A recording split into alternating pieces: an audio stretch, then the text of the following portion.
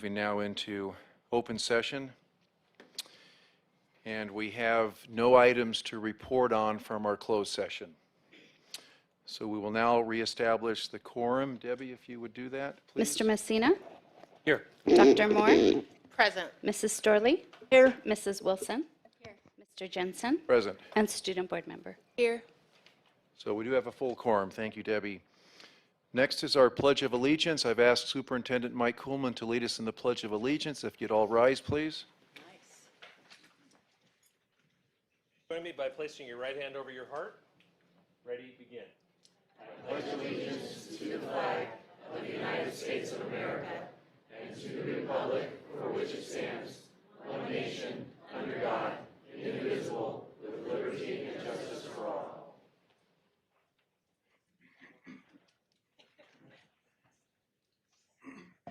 Okay, I have a statement that I'd like to read tonight to start the meeting. There have been many comments complaining that the consideration of a parent notification policy was pulled from the November 1st board agenda. I want to set the record straight. Since our last board meeting, which was on October 18th, the district was working on the plans for a presentation to the board and community about potential parent notification policies. The board wanted to hear from our community on this important issue. On Thursday and Friday of last week, we began to hear, and we continued to hear, that calls had been made by various groups asking external people, and in some cases people within a 100-mile radius, to come to our November 1st board meeting. This raised serious safety concerns. The district reached out to law enforcement for additional security, but we were not able to secure sufficient security personnel to attend the meeting. We are aware of the problems that other school districts experienced when discussing these issues. People from outside the particular school district area attended the meetings, extensive security was needed, and fights broke out. We do not want that type of activity at our district. Respectful discussion is encouraged. Violence is not acceptable. Due to our concern for the safety of anyone attending our board meeting, we decided not to place the presentation on the agenda for November 1st. That does not in any way mean we do not want to bring this issue to the board and community for discussion. We are planning to schedule a presentation to the board and community for November 15th. We will consider the appropriate location for the meeting and will coordinate with law enforcement to secure their sufficient presence at the meeting. The issue of parental notification is for our Santa Clarita and William S. Hart community to consider and discuss. We would appreciate that anyone who is trying to secure people from outside our community to attend the meeting not do so. For the board, we want to hear from our community, not from those who are not affected by our decisions. We hope you will all respect and honor our request so we can make this a safe and productive meeting. Thank you. We'll move on now to approving the agenda for the meeting tonight. We do have two revisions. We are going to ask that our school site report, which is 5D, be moved to another night, and also that our information item, Congressional Medal of Honor Society presentation, be moved to another night board meeting as well. So those two items will be taken off the agenda. Do I have a motion to approve with those two changes? Second. Motion by Mrs. Storley, second by Dr. Moore to approve the agenda as amended. All in favor? Aye. Aye. Student board member? Aye. And the chair says aye. Thank you. Next is to approve the minutes of the regular meeting of October 4th, 2023. So moved. Second. Motion by Mr. Messina, second by Mrs. Wilson, to approve the minutes of the regular meeting of October 4th, 2023. All in favor? Aye. Aye. Student board member? Aye. And the chair says aye. Thank you. We're going to move on now to our communications part of the board meeting. First up is our board member reports. Mrs. Storley, would you like to go first? Sure, why not? I was unable to attend the luncheon today. for our Employee of the Year, and I'm sorry about that. I was able this last month to award Robbie Herring a One Heart Award for community. He's the one that repaired, fixed, and made the beautiful S sign for Saugus High School. I'd like to, yes, wonderful. It's amazing. And it will help him complete his Eagle Scout Award, which my husband is a recipient. Casey Cuny, Teacher of the Year, amazing man and certainly deserves his award. Kathy Hunter, oh, Kathy Hunter's not here, was selected Best National Association of Social Workers 2023 California Community Member of the Year, and Kathy certainly deserves it. She works really hard for our district, and we appreciate her. Thank you, Mr. President. Thank you, Mrs. Storley. Dr. Moore, do you have a report you'd like to make? Yes, Mr. Jensen, thank you so much. Several things happening. I want to also say congratulations to our Employees of the Year. Again, I was able to attend the luncheon with Mr. Jensen and Ms. Wilson today, and it was wonderful, again, to celebrate our amazing employees of the Hart District. I was able to also join with some community members for our Principal for a Day opening event, and it was wonderful to see and hear from all the superintendents across the Hart District and to see the community members who volunteer to get to learn more about our schools by spending a day with the principals in our district and our elementary feeder districts. But we also were able to see some amazing talent that evening. Our Ballet Folklorico from Golden Valley High School performed there. That is an amazing group of students who before were part of a club, and we've been able to make that into a class to celebrate culture and heritage and dance, and it was wonderful. I've been able to go to a few football games with Mr. Jensen, but I'll let him share the updates on that. We also had the LA County Superintendent's Forum on the 23rd, and that was an opportunity to really learn about mental health and what is happening across LA County and across the state as it relates to programs for mental health. We heard from State Senator Ben Allen and also the County Superintendent Deborah Duardo. Several of us were at the State of the City on the 26th, which is the opportunity for the city to tell about all the wonderful things that they do, and I'm looking forward to us to have a State of the Schools to be able to talk about the wonderful things that we do in the Hart District as well.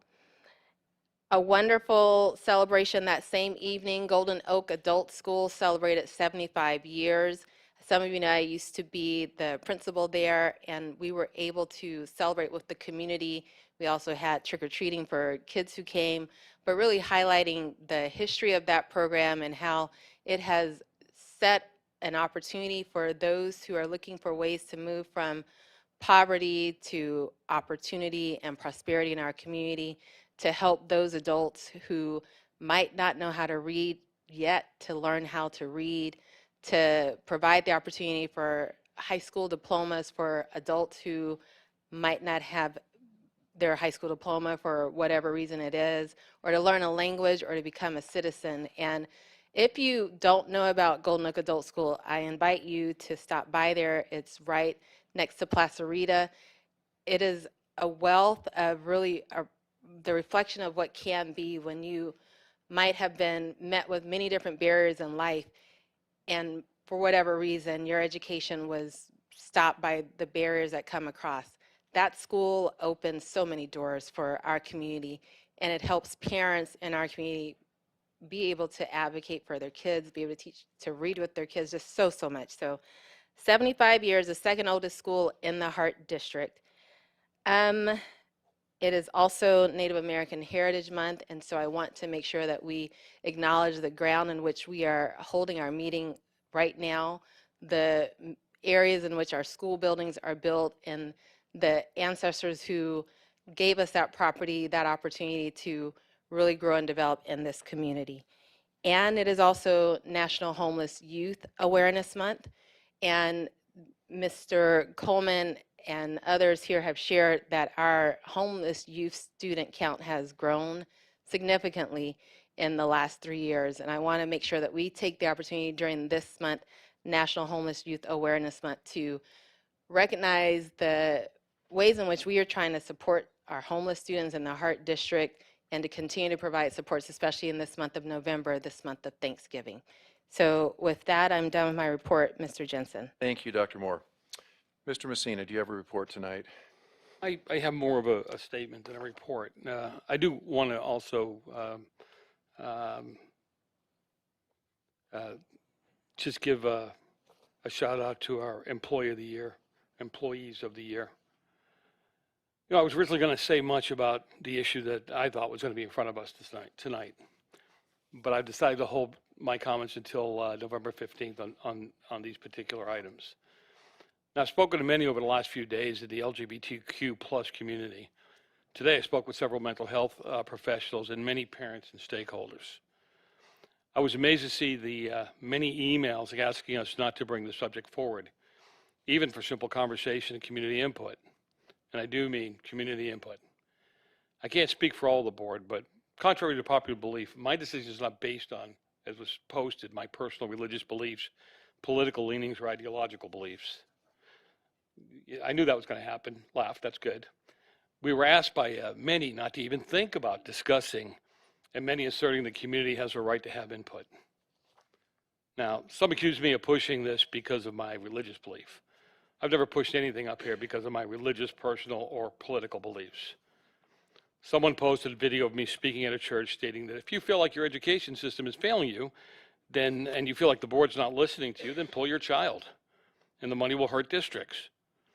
But aren't the children more important? We also have people on the other side of the issue that told people like me, conservatives, that if you don't like what's being taught in the schools, pull your kids. It's just a fair statement on any side of the issue. Those same people who want us to squelch the conversation, the same ones that wanted us not to discuss and open the blue line flag issue. Why? They want the community input. They wanted us to discuss even the point of outing the girls in the Valencia High School incident. Why? Because they wanted us to be transparent. They wanted it out in the open. This one, they don't seem to. Not even to have community input. If you claim that parents don't have a right to know, do you also contend that they don't have a right to voice their opinion? Or only on the issues that you deem worthy? Do we as a board make decisions based on our sound level, number of emails, or people in the audience? I was elected again recently by well over 10,000 votes, almost 2 to 1 of my challenger, whose ideology was 180 degrees from mine. They knew it and soundly rejected it. It's not a slight on that person. They worked hard to get the seat also. But all those people can't be here tonight. They know my view. They know my politics. They know my ideology. They perceive I'll do the right thing for the kids after amassing all the info and working through the noise of the crowd. I meet with small groups of parents on a regular basis, individual parents, community members, frequently, many of the opposite side of the issue. But they deserve a voice. They deserve the ability to address me and any other representative on this board. To the state that we don't care, the statement that we don't care or we don't listen, I think that's an insult. Some of us spend 80+ hours a month taking calls, doing research, so we have a real clue up here as to what's going on. We're a representative governing body. We're not a mob rules governing body. I voted in favor of items that I personally oppose, that I don't care for, because the community and the law dictated it. Some of you have accused the board of hiding things from the community or not being transparent enough, even over the years, and yet you want us to be silent about this.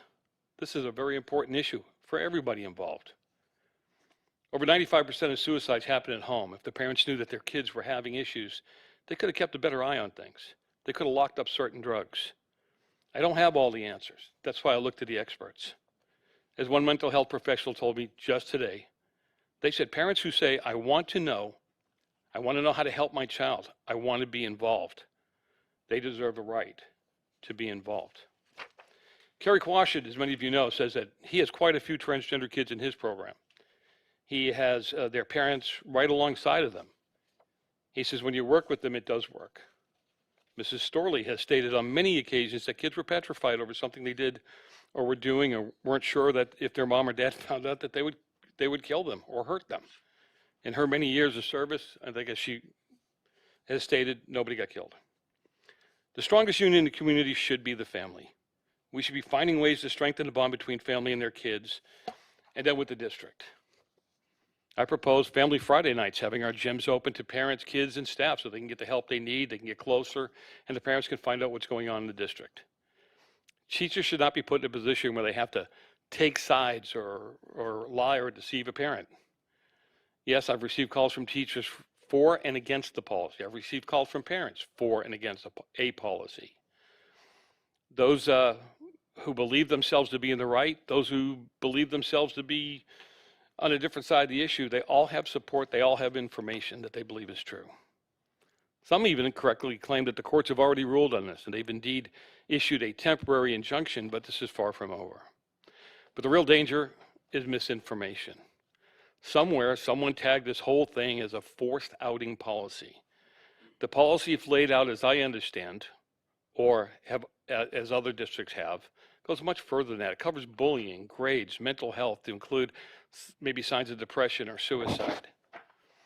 It should be about full transparency. Parents need to know about the rapid mood swings, suicidality, physical injury.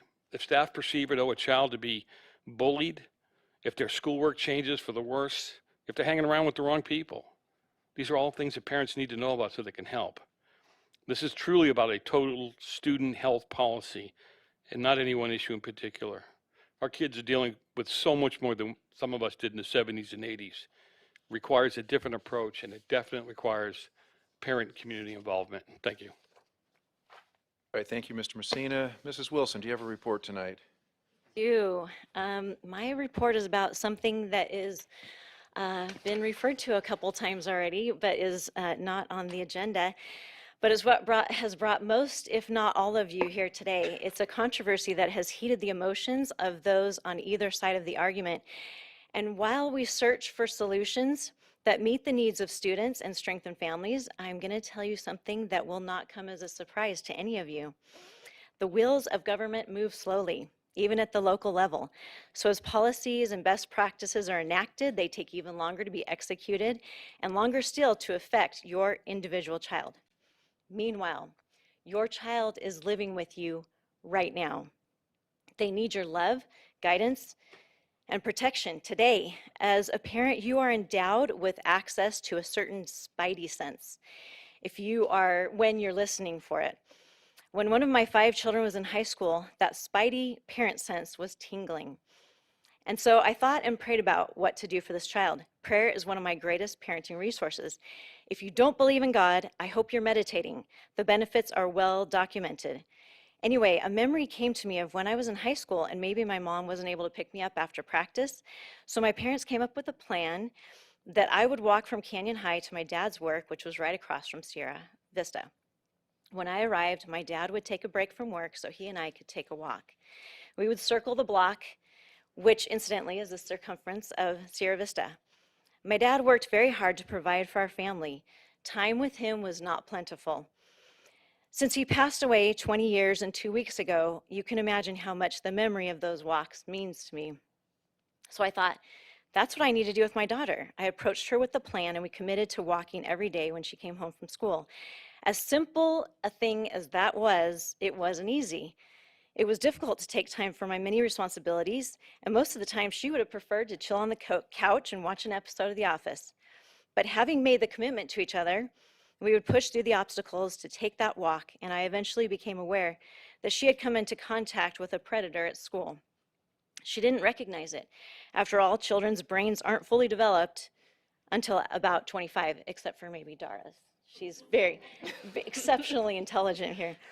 But with my maturity and experience, I did. She needed my love, guidance, and protection, and I was able to provide it by taking steps to help her see the threat as well as removing her from it. So as we continue to serve you and work together to find a solution to this issue, will you please go home tonight and get eyeball to eyeball with your student, with your child. Get rid of the distractions. Don't take a moment that you have with them for granted. If your work schedule isn't flexible enough to take a walk with your child when they get home, find another time each day that you can really get to know them. Have you shared your account of the trials and triumphs of your youth with them? They may be dealing with challenges that you're not aware of. Maybe they're not even aware of them. So you probably won't find out today or tomorrow, but as you continue to nurture that relationship, you will find ways to love, guide, and protect them that could save their life and definitely benefit yours. Thank you. Thank you. Okay, I'd like to let everyone know that this Saturday night is the Hart Rampage. I don't know if anyone's ever been to that before. I have, and it's an outstanding event. It's hosted by Hart High School. It's a band and color guard competition at College of the Canyon that's held once a year. And we have outstanding participants from a number of schools in Southern California, some within our own district, that will compete along with Hart High School. So if you're looking for something very enjoyable to do that's entertaining, you don't have to stay the whole time. You can just go for 30 minutes or 15 minutes or an hour, hour and a half, whatever you want to do. It's this Saturday, Hart Rampage Band and Color Guard competition at College of the Canyons. I wanted to mention that to everyone. CIF first round football games are this Friday.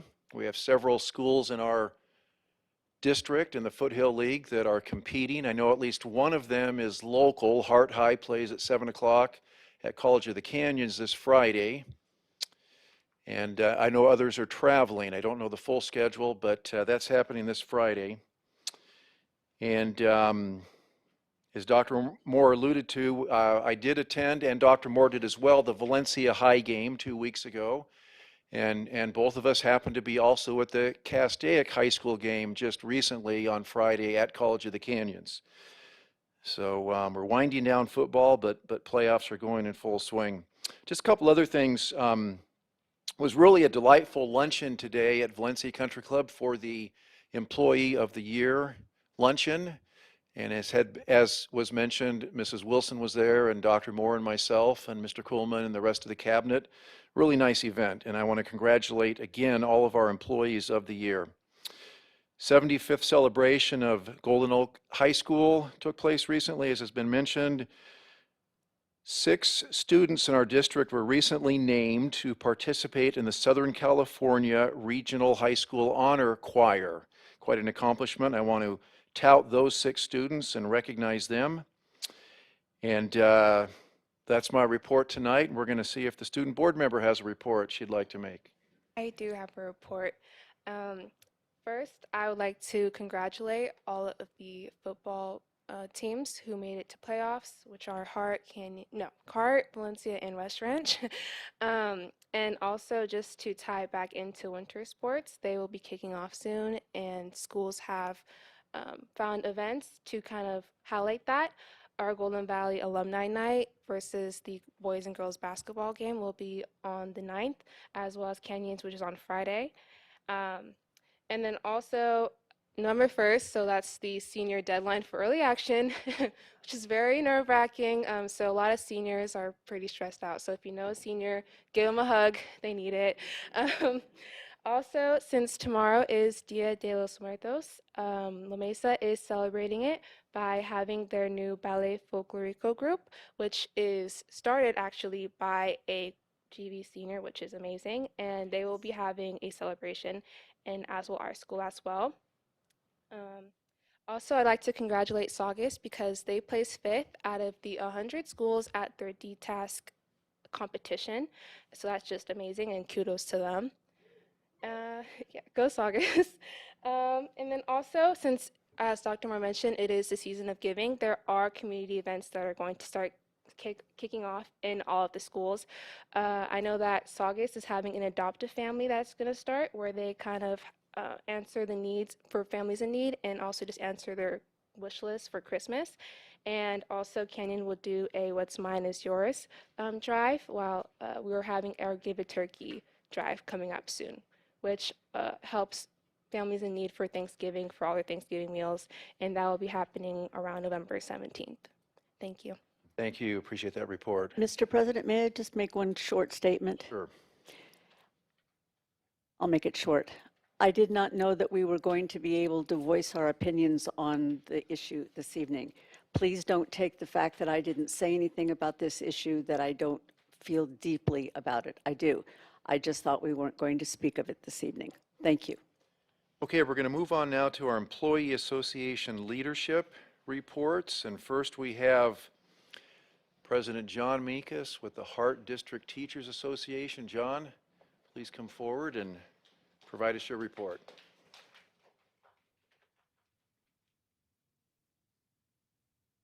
All right, good. Oh, I need a microphone. Hello? Sorry. Good evening, everybody. School board, student board member, President Jensen, Superintendent Coleman, and staff. Thanks for having me as usual. And I noticed with student board member, I know exactly where you come from. I worked at Valencia for a long, long time, and now you have to represent all the schools. And you sort of bleed from your heart one color, but everybody's the same because we're all here for everybody. And I'm proud of you for being able to do that. It's hard. I did first want to congratulate all the employees of the year, and I'm sorry I wasn't able to attend today's luncheon. I know that all those people are very deserving of that recognition. So last time I spoke to you guys, I talked about the concept of value.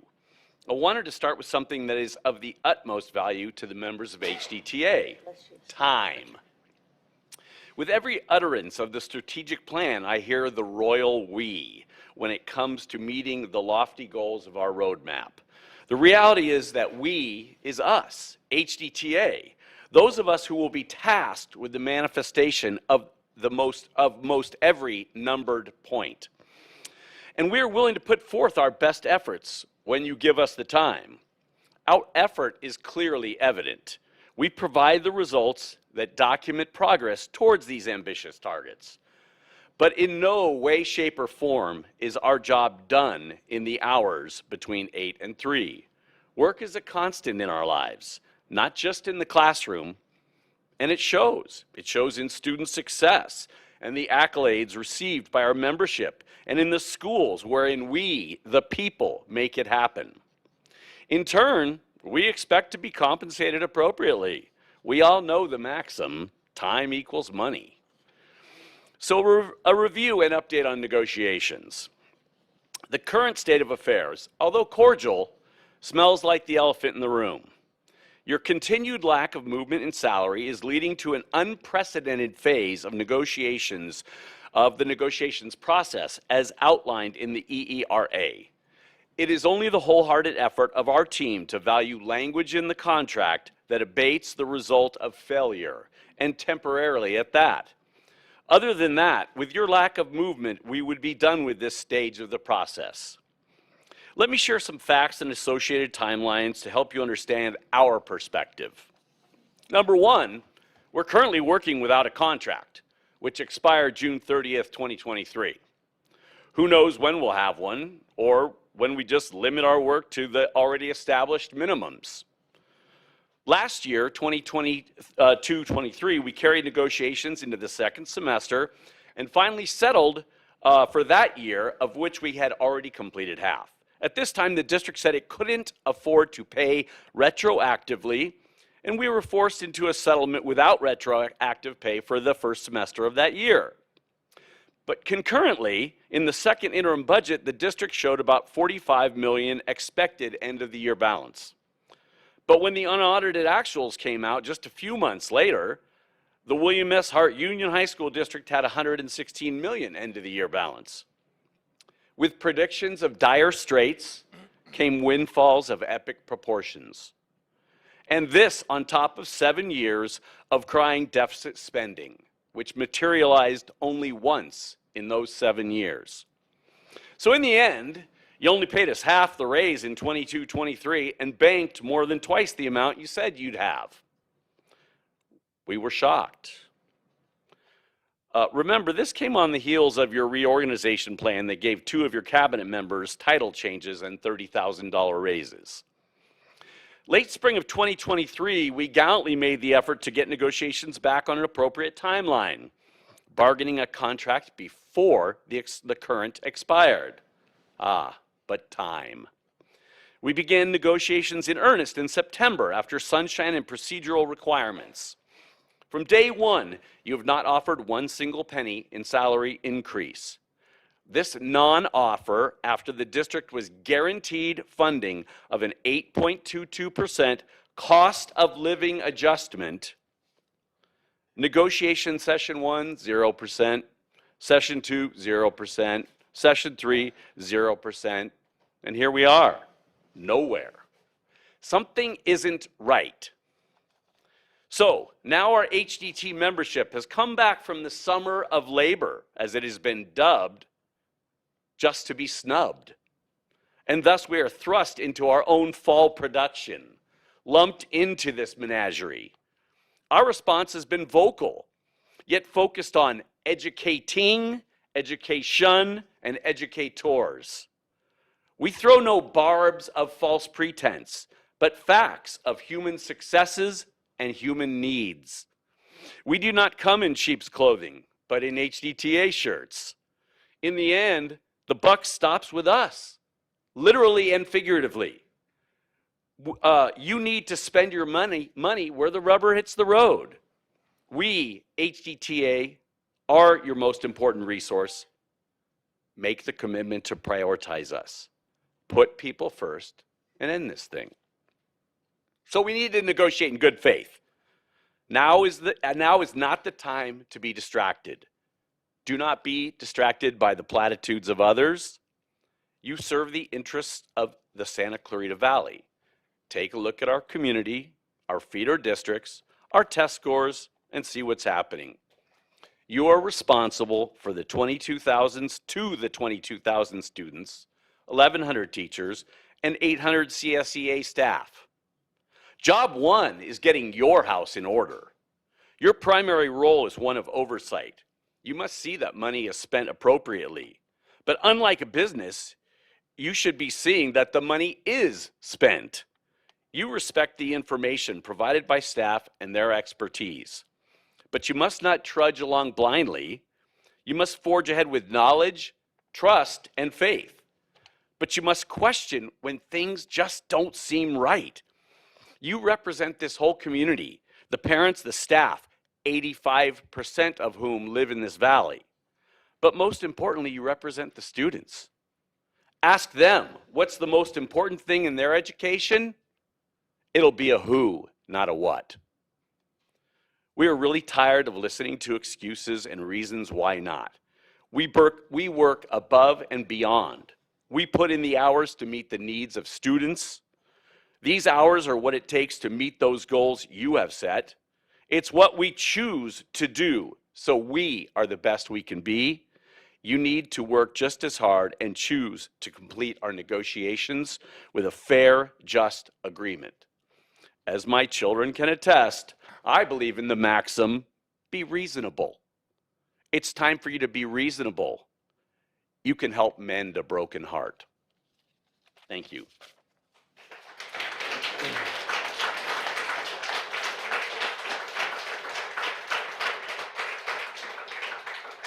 Thank you, President Minkus.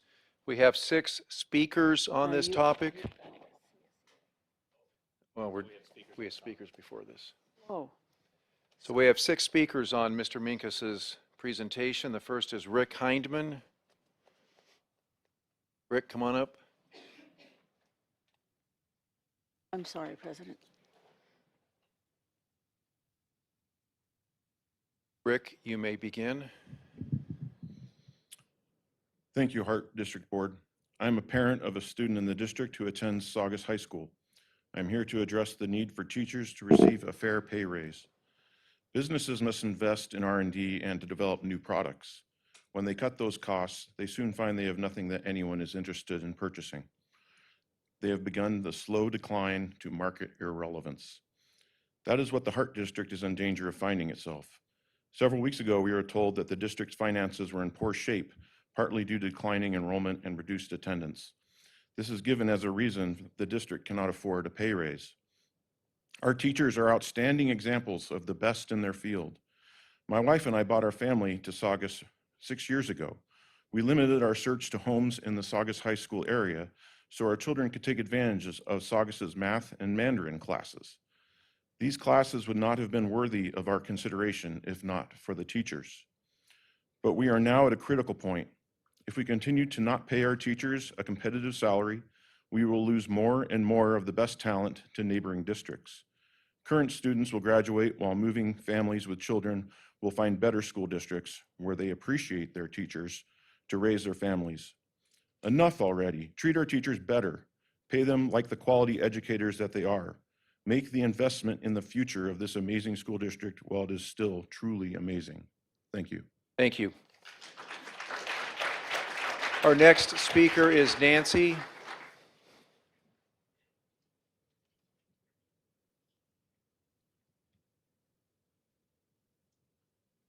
Nancy, you may begin. I'd like to address the raise the unions at Hart are concerned about. For perspective, from 2013 to 23, HDTA received a compound interest 26%. In addition, they earned a simple interest bonus of 23.25% and a one-time payment of $2,500. In 2022-23, they received a compound interest raise of 10%. According to the U.S. Labor of Statistics, the CPI for LA County as of September 2023 of this year is 4.1%. From August 2020, consumer prices of textbooks and reference books increased 0%. But from 2020 to 2023, prices of books have increased 18.1%. According to the CDE, LCFF COLA is 8.22%. LCFF provides additional funding to LEAs for services and support to all students to succeed their great potential, and also intended to recognize higher cost of education at the higher grade levels. HDTA received 2022 to 2023 10% compound interest plus a 1% compound interest for yearly bonus. That adds up to a total of 11%, while the LA County CPI is 4.1%. With an increase of 18.1% of books, that leaves our kids in a negative 7.2% for their books and their education. As a taxpayer and a parent, I'm asking you to put our children's education first. Majority of spending should be on our parents, on our kids. Thank you. Thank you. Our next speaker is Rebecca Hindman.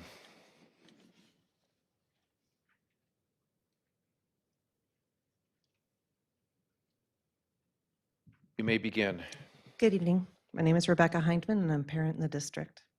The damage this board and this district is doing to our children's education is irreparable.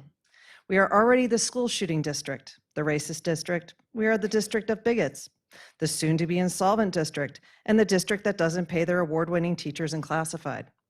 Why would anyone move here? Sorry, I have a typo.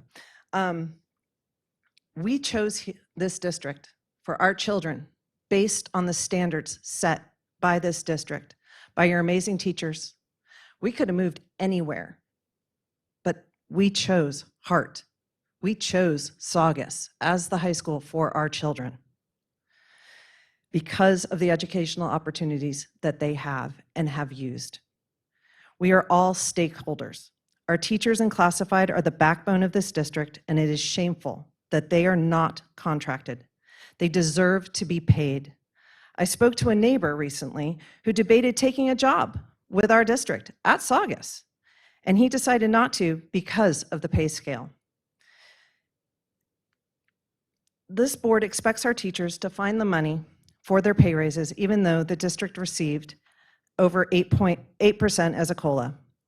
I think it is time to have FCMAT come and assess our district, because it is clear that our taxpayer dollars are being mismanaged.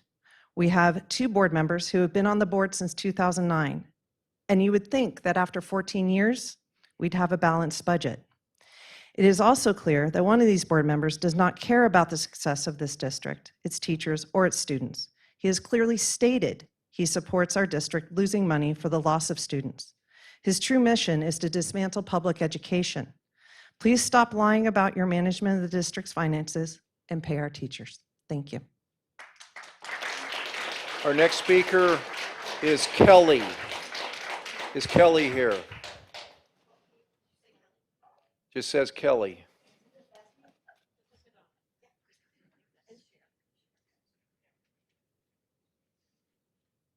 Kelly, you may begin. Thank you.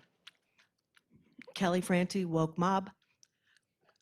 Every single student deserves a well-paid teacher. That's it.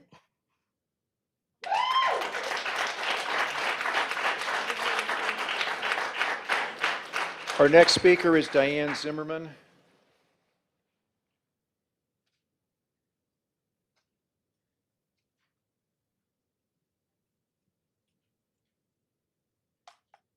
Diane, you may begin.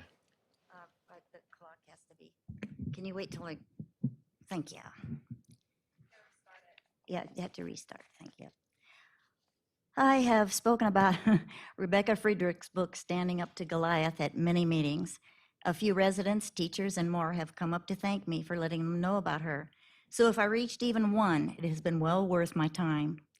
I realize that a multitude of teachers and school personnel in the Santa Clarita Valley are in full agreement that our own public school boards are approving curriculum that is appalling for any child to be exposed to, plus approving these wellness centers at each school with counseling, mental health evaluations, etc., all without necessarily letting the parents in on what is going on with their children in the guise of doing what is best for the child. And for how long and to what end are schools determining medications a student needs to take because they, the school, and now its wellness centers, are determining if a child is suffering with ADD, ADHD, and more? So many of these young children, mostly boys by the way, are simply full of the perfectly normal energy for a kid their age. Kids need to be active, outside their mind stimulated rather than muted with drugs, too much TV, video games. You all know what I'm talking about. And your after-school care personnel, my hands are shaking. They need to be actively involved with the kids when they are playing in the schoolyard or doing activities in the classroom because the weather doesn't permit outdoor play. They should never be sitting behind a desk or sitting outside on a bench with other after-school personnel, only glancing around to make sure no one is fighting.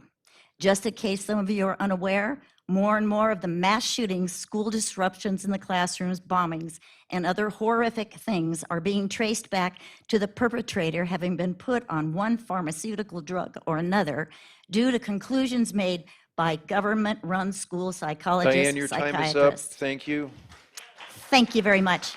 Our next speaker is Abigail.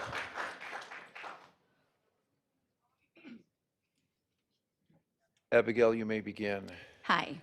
As a Hart District parent since the fall of 2017, I have seen firsthand what an enormous positive impact our teachers have on our students.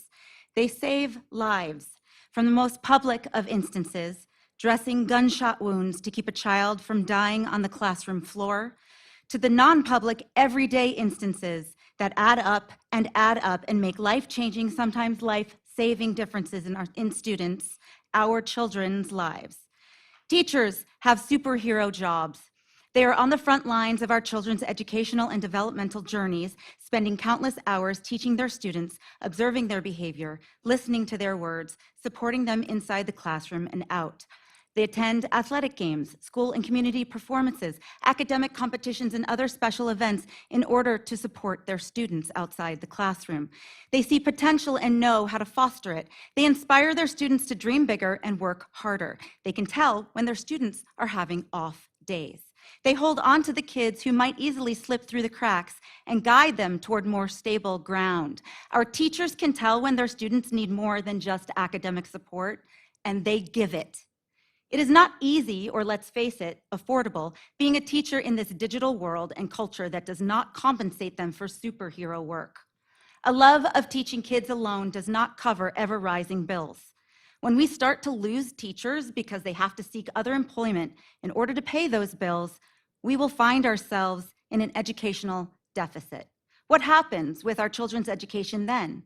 If we can't figure out a way to better compensate our teachers, we may find that question to be more often reality than theoretical. Please, do better by our teachers. They deserve compensation commensurate with their superhero work. Thank you.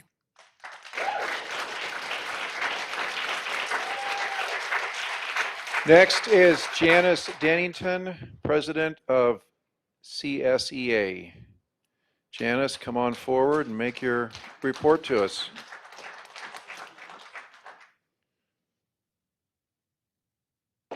Good evening, President Jensen, board members, Superintendent Kuhlman, cabinet, and guests. Tonight, I'd like to discuss negotiations between CSEA and the district. These negotiations are pivotal in ensuring the smooth functioning of our educational system and the well-being of our dedicated employees.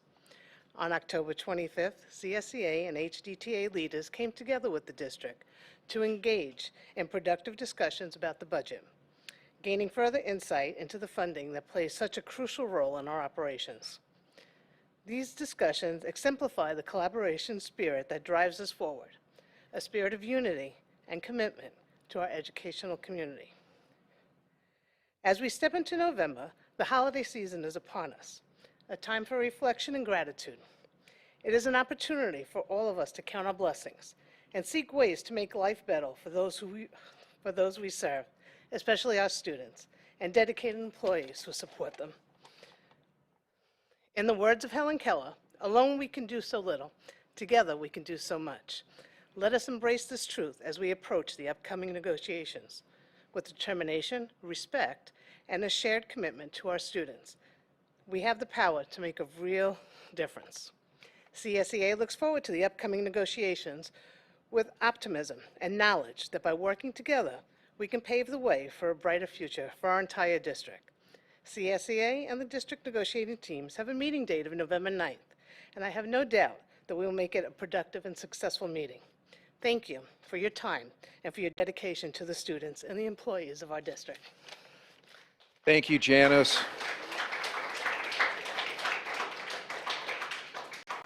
Next is our public comment period. The process that has been used by the board during meetings is to allow 20 minutes of public comments before action items. If additional public comments are requested, we have a second public comment agenda item prior to the consent calendar. Board bylaws limit individual public comments to 2 minutes. Because we have approximately 40 speakers tonight, and rather than having 2 public comment periods, I propose for tonight that we combine the public comment periods and expand the first public comment period to approximately 90 minutes to accommodate the 40 speakers. Do I have a motion by the board to do this? So moved. Second. Motion by Mr. Messina, second by Mrs. Wilson. All in favor? Aye. Student board member? Aye. And the chair says aye. I'm going to, first of all, now read the public comment statement, and then we're going to describe how we're going to do things tonight. This is the time set aside to address the governing board on a topic within the board's subject matter jurisdiction that is not listed on the agenda. Please complete a speaker card and submit it prior to the beginning of the public comment period. Please use the microphone and state your name, although it's optional. No action will be taken on any item not appearing on the agenda, and the board president will limit your comments to 2 minutes. The president may limit public comment time based on the number of people who wish to speak. If you wish to speak regarding an item that appears on the agenda, you will be called upon to make your comments at the time the item is discussed by the board. Tonight, we're going to use groups of 5, and we're going to use the foyer in the back, and I've asked Mr. Kuhlman to explain further details on how that will proceed. Yes, thank you. We have a total of 44 speakers. And in order to ensure that everybody has their voice heard, and because some of those speakers may be distributed either here or on our annex overflow room, what we're asking is that folks would line up in groups of 5, starting with 1 to 5 in the foyer. And so if you have that number, 1 through 5, I would ask that you move to the foyer now, and we will cue you throughout this process to ensure that you know to line up, and we can make sure that we move through this in an efficient way. We will maintain 2 minutes apiece, And as usual, we ask that you please take no offense if we hold to that time limitation. That's a way to ensure that everybody has their voice heard. And if I may, this is clearly a moment where people may be interested in sharing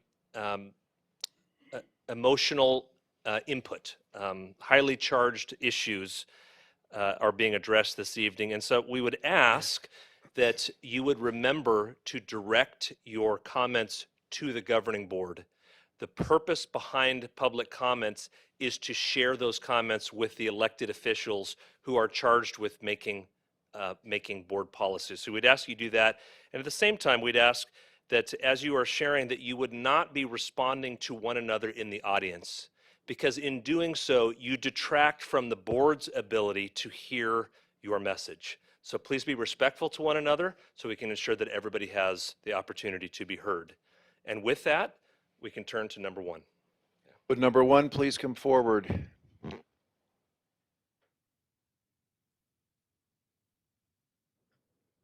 Leave it right there. Excellent. You may begin. Excellent. Good morning, or good afternoon, good evening, Jesus. My name is Sunitha Menon, and I'm the Managing Director of Operations for Equality California, the nation's largest LGBTQ+ civil rights organization.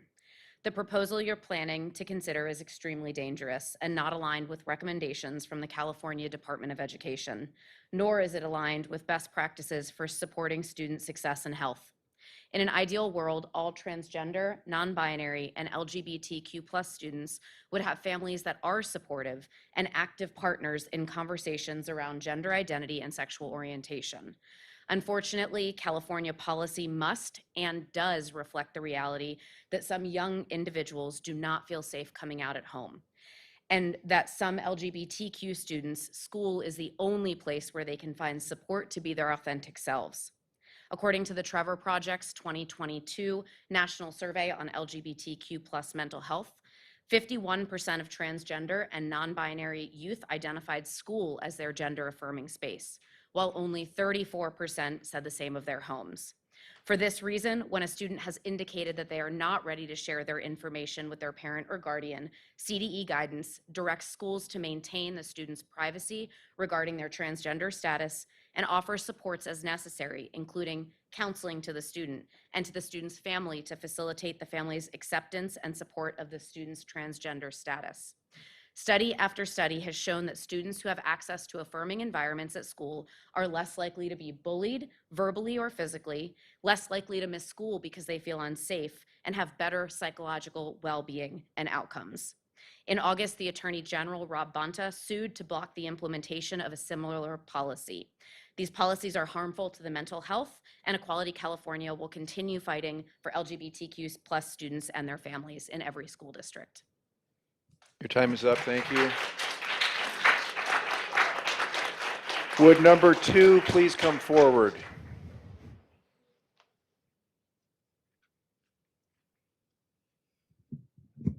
May begin. All right, hello. I'm a mother and a longtime Santa Clarita resident.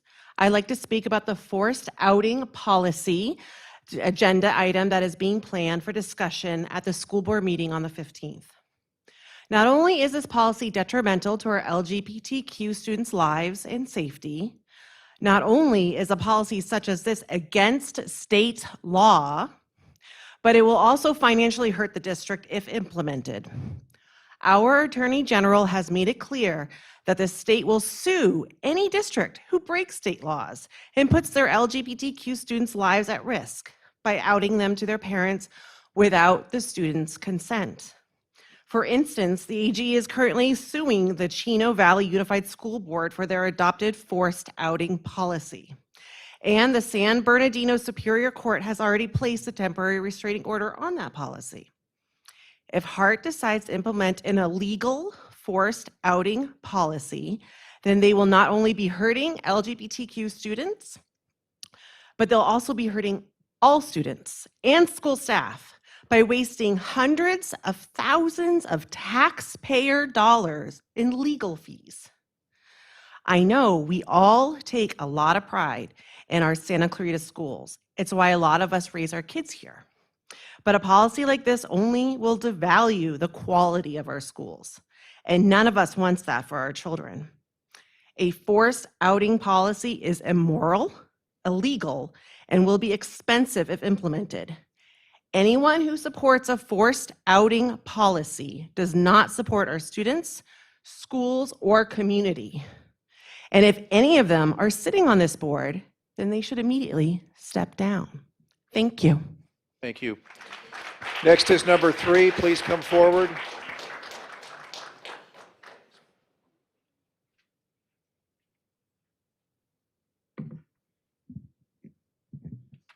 All right, you may begin. Hello, I am a current Hart District parent. It's despicable that Hart District would even entertain a forced outing policy under the guise of student wellness. We know that this is the work of the bigoted Moms for Liberty extremist group, whose board includes an N-word spewing, disgraced sheriff, board member Sleepy Joe Messina, and fake ballot box pastor Jerry Cook. We will not let hate override the well-being of the students that you're failing to protect. We all have a responsibility to create safe and affirming spaces so every LGBTQ youth can be able to thrive. One study on LGBTQ youth found that 83% experienced harassment or assault at school, 31% experienced physical harassment. Out of those youth surveyed, 44% said they didn't report these incidents due to fear of being outed. And now you'd like to instill further fear. Another study found that 2/3 of LGBTQ youth say that they live in a home with non-accepting parents. 43% of homeless LGBTQ youth were kicked out of their homes by unsupportive parents. And now you'd like to increase the homeless population within Hart District during Homelessness Awareness Month? Another study found that 24% of adolescent suicides were among LGBTQ youth. Family problems were most often contributed to these suicides. And now you want more dead children. The district has a duty to protect these students. Forcibly outing them to parents can and will be not only catastrophic, but deadly. To all of those who support this policy, I implore you to do some soul searching as to why these kids are not comfortable coming out to their parents. We chose to bring these kids into the world. The least you can do is love them unconditionally. Time is up. Thank you. Next is number 4. Please come forward. And as we're waiting, can numbers 6 through 10 please find their way to the foyer? 6 through 10. You may begin. Thank you, Hart District Board. I am a parent of a student in the district who attends Saugus High School. I am here to address the forced outing language of the parental notification policy. The result of this language will be to silence trans and questioning students at school. What was once a place where students can find themselves, where there are teachers they can talk to about their problems, where they can be open with their friends and classmates, will become another place where they have to hide themselves. A time when students could relax, feel safe, and focus on their learning will instead become another source of anxiety and fear of exposure and increase their sense of being alone. Students being told by teachers and staff that how they see themselves is a mental illness will further hurt their self-esteem. This policy will not improve our trans students' mental health, but will instead worsen it. Students often ask counselors for advice on how to start a conversation with their parents about their identity, but students will not dare to seek needed counseling for fear of parental notification when they may not yet be ready to come out to their families. This will increase the separation between trans students and their parents, as those conversations will now not happen. And this policy will be weaponized by those that would bully trans students. Threats of outing a student to a teacher and hence their parents will be real. And bullied trans students will not seek help from teachers and staff for fear they will have to explain the basis of their harassment. This language in this policy that outs students is wrong and dangerous. Even that we are discussing this policy makes our students feel less safe. Respect a student's right to privacy. No one should ever be outed by anyone without their consent. Thank you. Thank you. Next is number 5. Number 5, please come forward.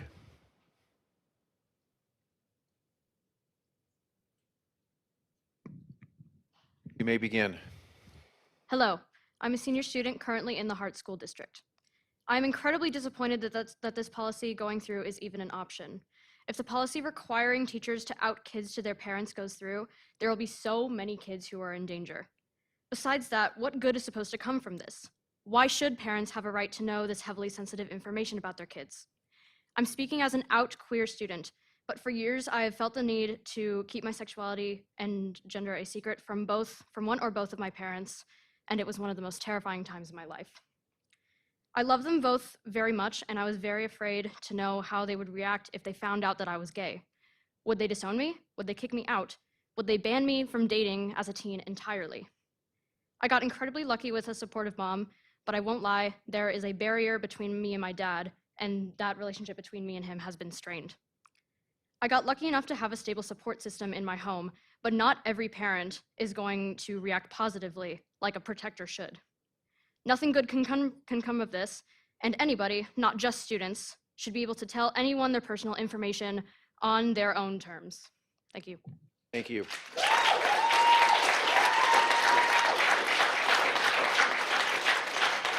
All right, we're going to move on to our next group of 5, and the first is number 6. You may begin. Good evening, Board President, members of the Board, Superintendent, Cabinet, and members of the audience and community. I'm a student at the Hart District. I'm here not to just share my voice, but a voice in unison. I came here to talk about the forced outing policy. This policy, being in question, has already evoked so much fear in so many students. We deserve the same respect you expect, and that goes the same with privacy.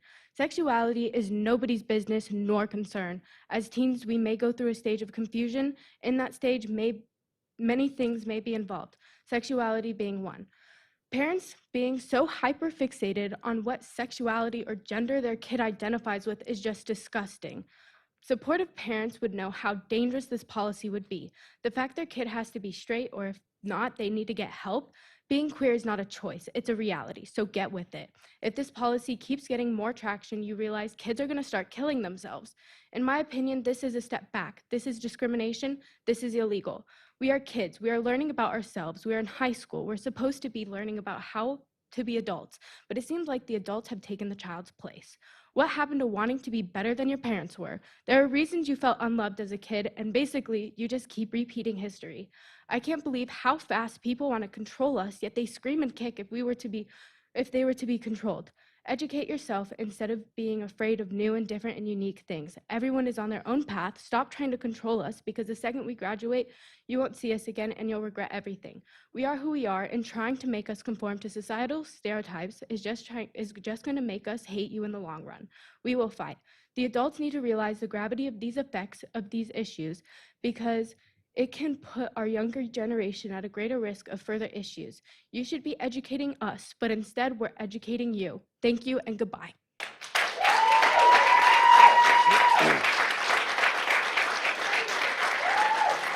Next is number 7. Please come forward.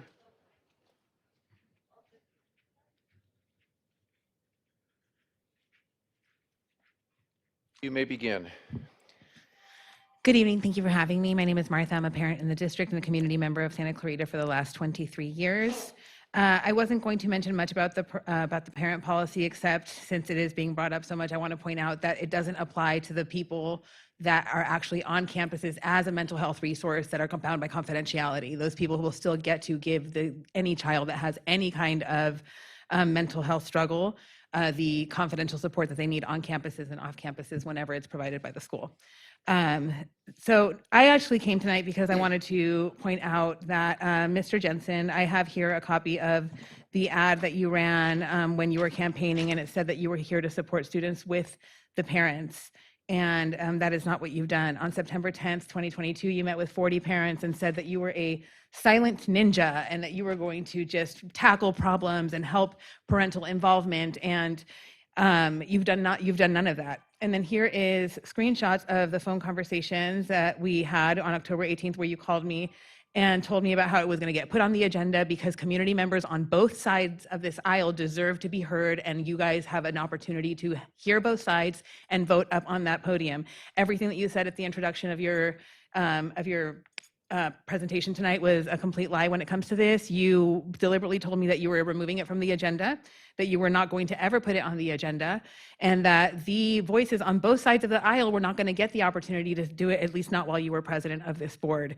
You had no intention of putting it on the agenda. You had no intention of giving every single parent on both sides the voice that they deserve, that we all deserve, to give you both sides and have you guys all make a decision. And that was wrong. You lied during your campaign. You lied tonight, and you don't deserve to be up there anymore. Please listen to both sides of the aisle and allow the board to do the same. Thank you so much for getting it back on the agenda. Thank you. Thank you. Our next is number 8. Would number 8 please come forward? And could we please have numbers 7 through 10 please join us in the foyer, number 7 through 10? Excuse me. I'm sorry, 11 through 15. Thank you. All right, you may begin. Hi, my name is Cindy. Under the California Code 51101, parents have the right to be informed by the school and make decisions in the education of their child. It is known that children do better in school and are more socially and emotionally healthier when they have involved and informed parents. This is also true for a child who identifies as transgender. Parents know and love their children better than anyone else, but cannot guide them through difficult decisions without knowing what their child is facing. Schools contact you when there is truancy, failing grades, and misbehavior. Why would they not contact you regarding a mental health issue such as gender dysphoria? None of the 2,500 parents of Our Duty or the 3,000 plus parents of concerned parents have abandoned their minor child over this matter. So putting a blanket assumption that all parents are abusive is absurd. Why are we having this debate? And why are the words illegal or forced outing even mentioned? Why is this so one-sided? If teachers were teaching the Bible and baptizing students without parent consent, would there be a debate on parent notification then? Mr. Jensen, I'm one of the concerned parents that trusted you. You say that you're a man of faith, however, you chose fear over faith. My hopes are that you find the strength and stand up for the parents and stand up for your faith in the next meetings. For saying that, some of you here will call me an extremist, bigot, hater, and say that I'm causing fear. What are they so afraid of? The truth of the matter is we are in a spiritual battle, and one day we will all answer to God. Maybe that's what they're afraid of. Mr. Jensen, you still have the opportunity to do the right thing. I pray that you do. Thank you. Thank you. Number 9 is next. Would number 9 please come forward?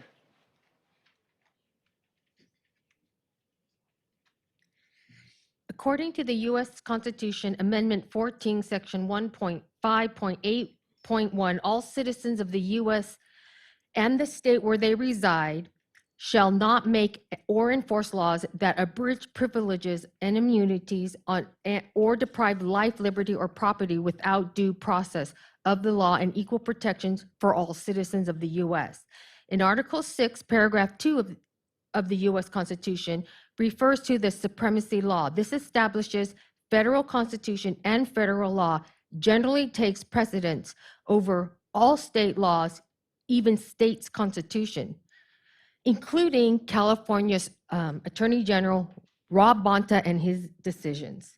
Multiple law firms after the California Supreme Court decision will emerge to the U.S. federal court where federal laws applies. Thank you, President Jensen, for considering placing on the agenda on November 15th the health and welfare of our children and respecting our due process according to the U.S. Constitution. Thank you again. Thank you. All right, next is number 10. Number 10, please come forward. Good evening, And Hart Board. you may begin. Oh, okay. I think we could agree that we are all here today to protect children, but I want to know what happened recently to make parents the enemy. When did wanting to know to be informed about our child's wellness become so invasive and evil? I have yet to meet one parent who would choose not to know what is going on in their child's life. If my children were out doing drugs, bullying, being bullied, hurting themselves or others, I would hope the school and everyone in this room and the Santa Clarita community would bring these issues to my attention and not keep it at all a secret for the sake of for my kids' privacy. For instance, when I was 18, my best friend told me she started experimenting with meth. I was working 2 jobs, getting ready to move away to college, and tried to help her get a job and get clean before I left. After 22 years, she still struggles with addiction and does not have custody of her 4 kids. Her parents do. At 18, I didn't understand the severity of meth and addiction, and now as an adult and mother, I do, and my biggest regret was keeping this secret from her parents. If her parents knew, they could have helped her with her addiction and self-destructive behaviors, and she may have custody of her children today. So I'm here to ask the Hart to implement a student wellness policy that will assist children with any physical or mental health issues and support parents by making sure that they are aware and provided access to strategies, resources, and programs. As parents, we must feel confident that when we send our children to school, that secrets will not be kept from us. It's not the school's job and responsibility to raise and protect our children. It's ours. And no one will ever love, care for, or support their child more than their parent. And lastly, Mr. Jensen, I'd like to remind you of what you ran on, and this was on your postcard. Quote, Bob Jensen, CPA, will continue to speak up for parental rights and choices and encourage their involvement. So please remember this in 2 weeks. Thank you. Thank you. Next is number 11. 11, would you please come forward?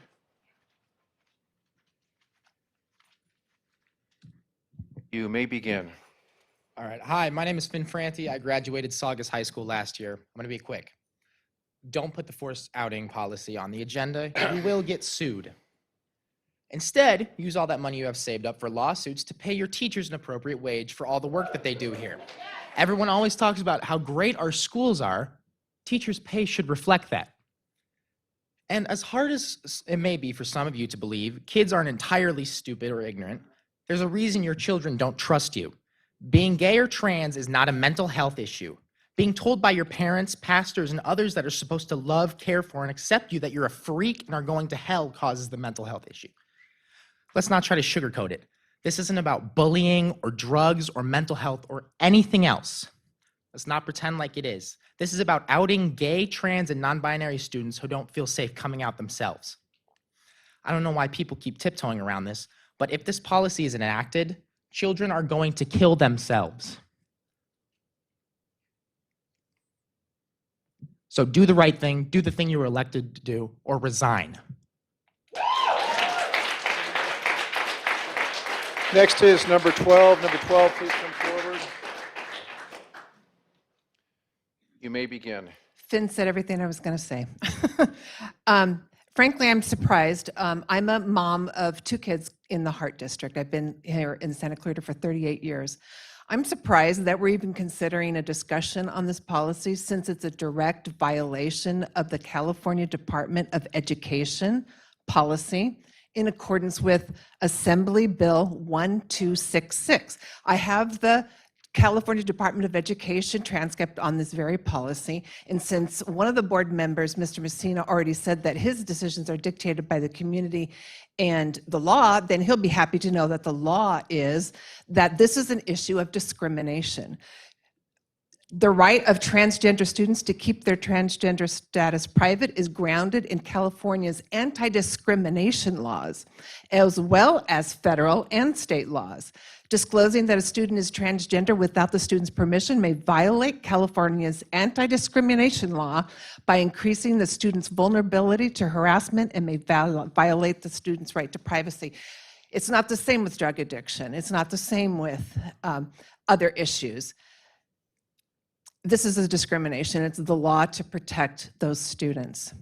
If you decide to proceed by putting on the agenda and having more discussion because of a handful of people speaking in favor of it, then be ready to hear from Attorney General Bonta about it. His office will sue us, as people have already mentioned, as they did the Chico School District. and who lost their case after spending hundreds of thousands of dollars in legal fees for their frivolous case because it is against the law. As trustees, of course, you will want to consider the impact on the kids. Let me unpack this for you for how this affects families in real life.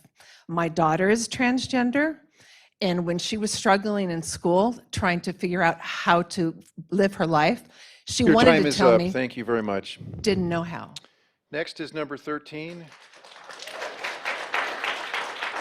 And can we please have 16 through 20 please join us in the foyer, 16 through 20. Number 13, you may begin. My name is Scott Stratton. I'm the father of 3 daughters educated in the Hart District, including some great experiences with your very own Mrs. Storley. I'm also the grandfather of children of this age. The mission of the Hart District is to make every student opportunity ready. I assume that means to provide the education, skills, and practice to be successful in the marketplace and in society. As parents, guardians, grandparents, and family, we also have an important role. We are to provide the love, nurture, support, teaching experience, and environment that will allow our children to be self-reliant and successful in their own families. Our roles last forever. We will always be parents, grandparents, and family. In the process of doing our job, we may temporarily loan our children to the school system. We do so trusting that you will train them well and do no harm. Neither of us will do our jobs perfectly. The environment that will help us both to do our best is complete transparency. We believe that you don't want us to keep secrets from you, and we certainly don't want you to keep secrets from us. This could be described as communication and collaboration. Communication and collaboration. You will recognize that as one of your 5 areas of focus. I strongly urge you to adopt policies that ensure complete transparency between the partners in a child's life, whether the topic is algebra Thank you or... for your time. Time's up. Next is number 14. Number 14, would you please come forward?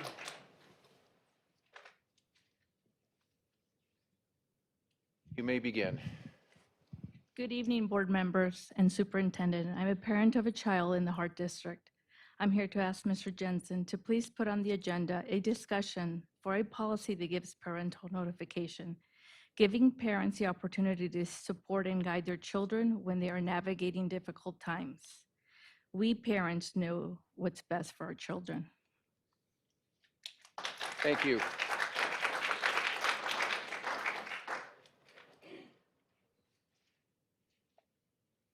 Number 15, please come forward.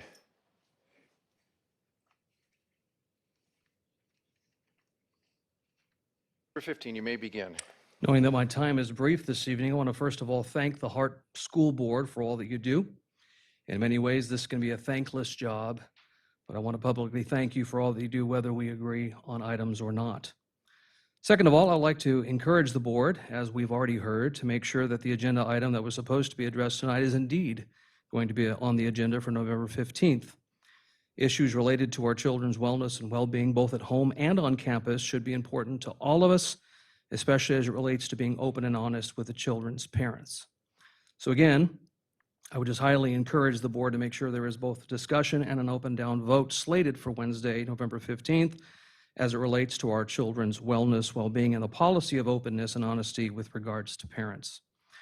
Thirdly and finally, it has been brought to my attention that there might be some hesitation to bring this agenda item forward by some on this board for fear of violence or what have you. I can assure you that violence from the parental side of this issue is not going to happen. When the truth is proclaimed, it allows one to rest easy, walk proudly, engage with confidence and conviction. The truth will indeed set one free. Thank you again for your time, and let me also say there's only one thing worse than being talked about, and that's not being talked about. Thank you. Next is number 16. Please come forward, number 16. Good evening, board. My name is Lauren, and I was a student of the William S. Hart District from the years of 2011 to 2016. I was a student at Placerita Junior High, where Mr. Kuhlman was my president, or my principal, not my president, my principal. And then I went on to Hart High School, where Dr. Nielsen was my principal. During my time at Hart High School, I was a board member of the Gay Straight Alliance during my years of 2012 to 2016 at William S. Hart High School. During my time there, I had countless friends and club members who found profound comfort and ability to express themselves within the Gay Straight Alliance before bringing this information to their parents. It was a refuge for them. It was a wonderful environment that was facilitated by the school under Dr. Nielsen's principalship, and it was an absolutely phenomenal program for my friends, my classmates at the time. We're now 25, 26, 27. We're full-grown adults. We've entered the workplace, we've entered college, we've entered grad school and law school and medical school, and they'll come out when they're ready. They don't need to be outed.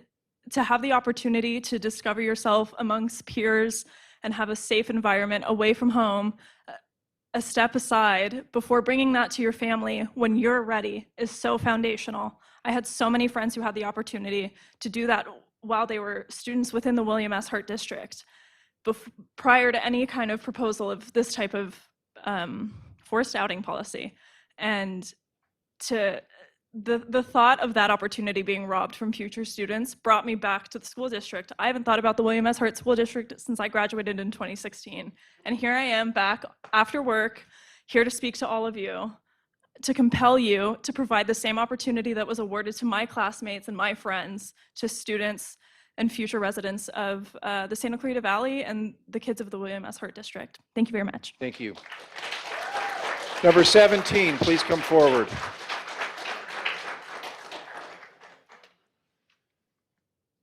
You may begin. Good evening, Superintendent Kuhlman and members of the board.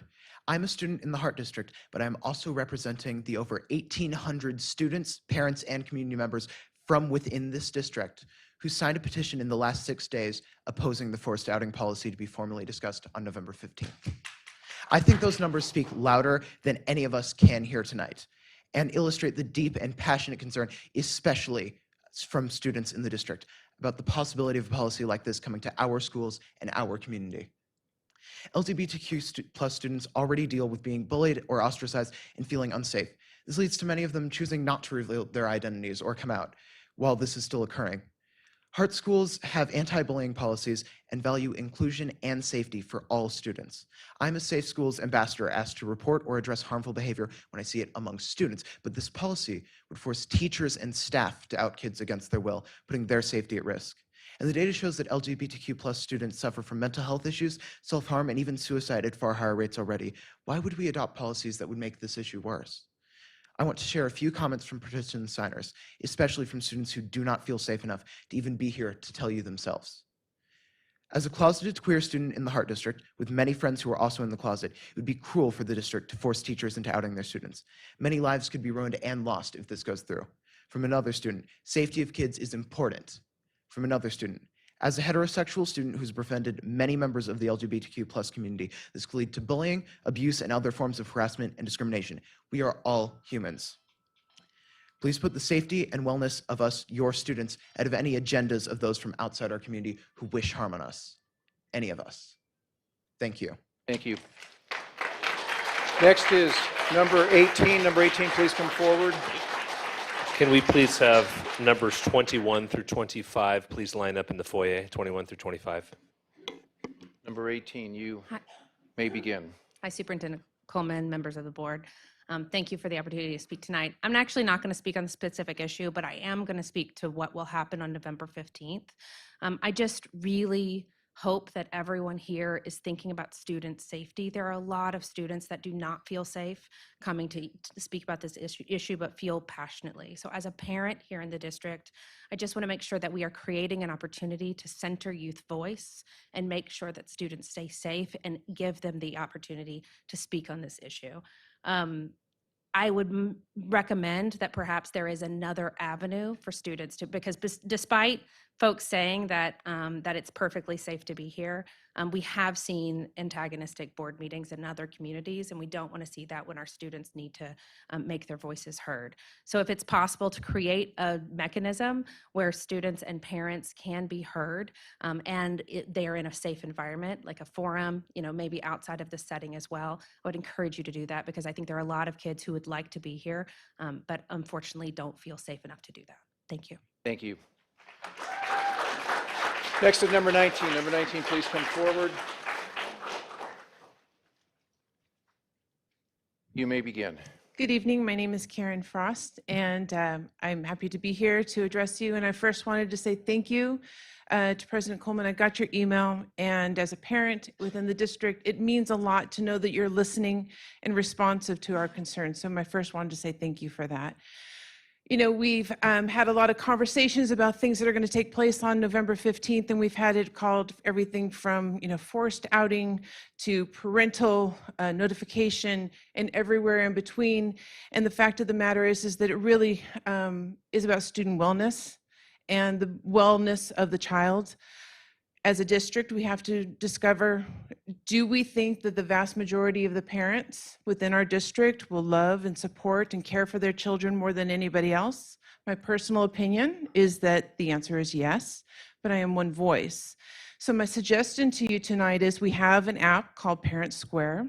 I would suggest that you utilize this app, put out a survey for your community within the school district. That way you can get answers within the district itself, not outside voices, and find out how parents actually feel about this issue, because we need to hear from both sides of this before a decision is made. And I've heard a lot of conversations about, people will commit suicide if they're outed. Nobody's talking about forced outing. We just want to give parents the information to be able to support our children to the best of our ability. And if somebody is actually feeling suicidal, if I have 2 children that are feeling suicidal or are struggling with something, and everybody else within the school district has information on being what they're struggling with, and I don't have that information to be able to support them, then I'm left at a deficit if I'm with my child, because 95.1% suicides take place within the home, and that's where I am. So please listen to the parents and create a policy that says what the parents want, but take a poll, and then you will know where to stand on this. But I thank you for your time. Your time's up. Thank you very much. Next is number 20. Number 20, please come forward.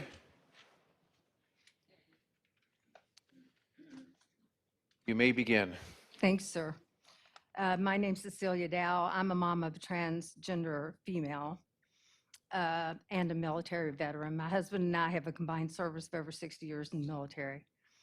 My message is simple. The United States is a melting pot of ideas, cultures, genders, and religions. We've been a beacon on the hill to the world for many, many years. And the reason we're a beacon on the hill is partially because of our public school system. In the past, we've taught critical thinking skills. These skills inform us that unless children are taught hate in the home, generally the children find empathy and from oppression, and they support the maltreatment. They support other children not being maltreated. The proposal floated to out the children based on their activities is very dangerous. A young girl may be looking for solace outside the home if she's being sexually abused. The same with an LGBTQ youth looks outside the home to the school or to their friends to feel safe and accepted. Maybe even children who are living under the darkness of overzealous religious ideals of their parents are trying to find a way away. So these are young human beings developing and looking for a sense of safety and understanding. The idea that we would begin to send notices home if a child decides to engage in activities outside of their stated gender is, to say the least, dangerous. I've always done things outside of my gender as a military pilot. Suppose my son, who's straight, decided to become a chef, and he goes to school, takes, are you guys going to send a notice home saying he's doing something outside of his gender? I would wear that as a badge of honor. There are other children who may be abused because of something like that. So all I can say is that America stands for freedom. Your time is up. Thank you. Yes, sir. Next is number 21. Please come forward. You may begin. I am Aria Frierson. I was a student in the Hart District, and I currently work in the district as an instructor for the West Ranch Marching Band. I am also proudly a trans lesbian, and so I feel pretty uniquely qualified to speak on the issue of the forced outing policy. As an educator, I'm concerned about what will happen when some teachers inevitably refuse to comply with a policy like this. Do we really want to push teachers away from the district and as a result lower the quality of education for our students? As a trans woman, queer existence does not imply mental illness. Queer existence does not imply drug use. False equivalencies do not help. Those who promote policies like this often claim it is to protect kids, but the result of these policies is much more sinister. All people, including kids, deserve the basic dignity of being able to choose when, how, and to whom they divulge personal information. This policy would remove that agency from students. It also poses a threat to student safety. Many queer students would not be safe coming out at home, and forcing them out of the closet will increase harassment, abuse, and lead to suicide. Queer kids will rightly be the focus of these discussions, but make no mistake, all policies or laws seeking to police and restrict gendered behavior will infringe on non-queer students as well. The only true way that we can protect kids is by encouraging to love themselves and be proud of who they are, not by letting our policy be dictated by bigotry and fear. We owe it to all children to guarantee them the dignity and the safety that they deserve. Thank you. Thank you.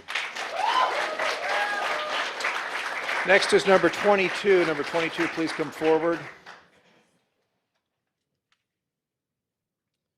You may go ahead and begin.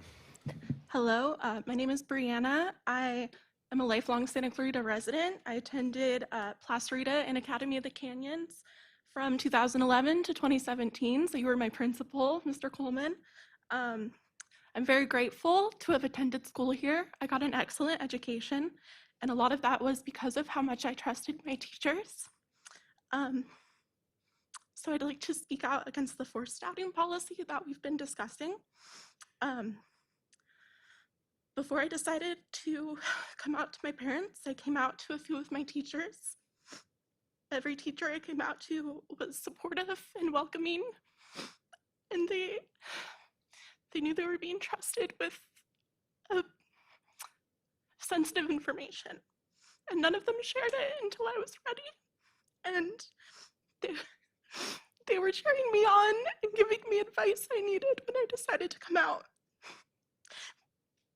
Sorry, I didn't know I'd get emotional. I hope that you will not go forward with considering this policy that would oust students to their families when they aren't ready. It's a heavy burden to carry, to have that identity and not be able to tell, not be able to trust your family. And I'm so glad that I was able to lighten that load by sharing it with adults that I trusted at school. And I hope going forward, every student in the Hart District will have that same opportunity to share who they are with adults they can trust. Thank you. Thank you. Next is number 23. Would number 23 come forward? And can we please have numbers 26 through 30 line up in the foyer? 26 through 30. 23? 24, but. Okay. Oh, okay. All right. 24, please go ahead. Good evening, board. I would first like to thank all the board members that has helped me out with some certain situations in the past. Thank you very much for that.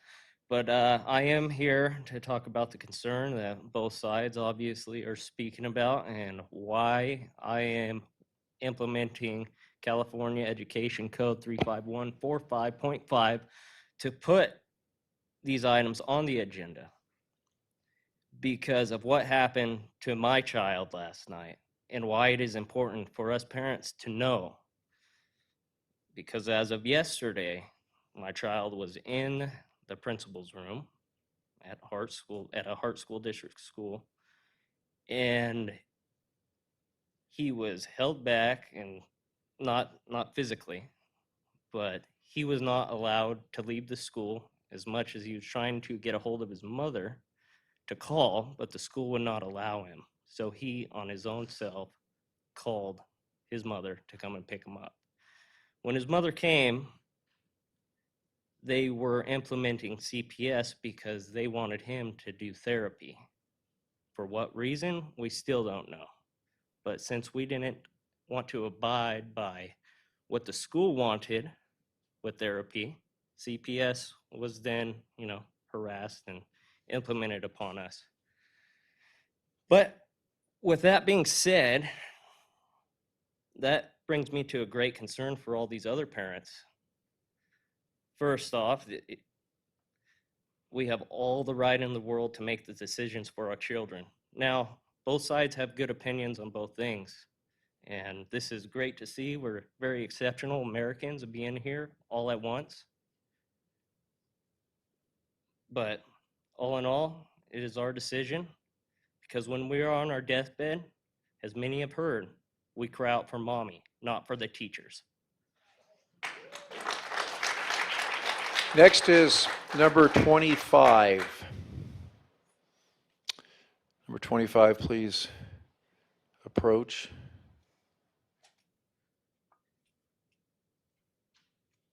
And you may begin.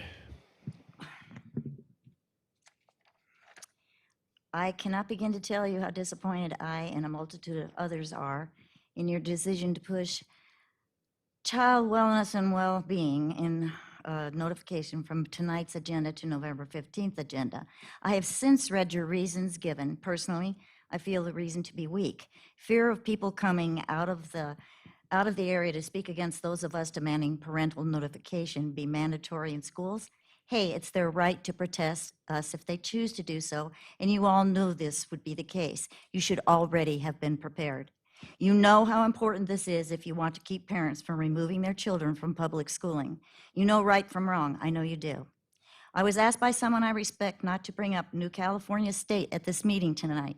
I was going to give out information about a legal document that already exists that parents can fill out themselves and give to the school their child attends that will make parental notification mandatory for several things for that child. Then today, I got to thinking, a whole lot of the information I am getting through my very informative attendance at New California State Zoom meetings, Sundays and Wednesdays at 7 p.m. And my listening to Paul Preston's A21R live radio show that is on Monday through Friday, 6 to 9 a.m. Pacific time. Best Zooms and best live morning show I have ever encountered. So again, I say, please go to newcaliforniastate.com. There are links to both the Zooms and the radio show. You can find the legal letter by going to able, A-B-L-E, child, CHILD.org, and putting hatch, H-A-T-C-H, letter in the search box. By the way, I'm going to get in trouble for this. If you want a great live radio show at night, I highly recommend The Real Side with Joe Messina, 6 to 9 Pacific time. After listening to various topics and guests, I find it hard to believe that any parent would not realize that Joe Messina is 100% for each. Thank you, Diane. Your time's up. All right, next is number 26. Please come forward.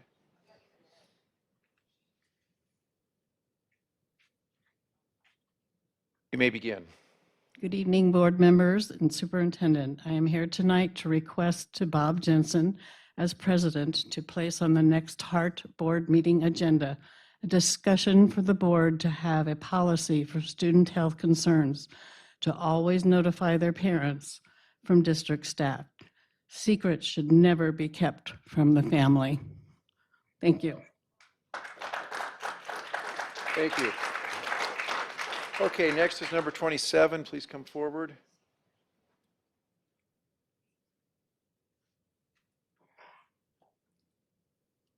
You may begin. Good evening. My name is Peggy Stabile. I'm a former counselor in the Hart High District, as well as founder of PFLAG Santa Clarita back in 1988.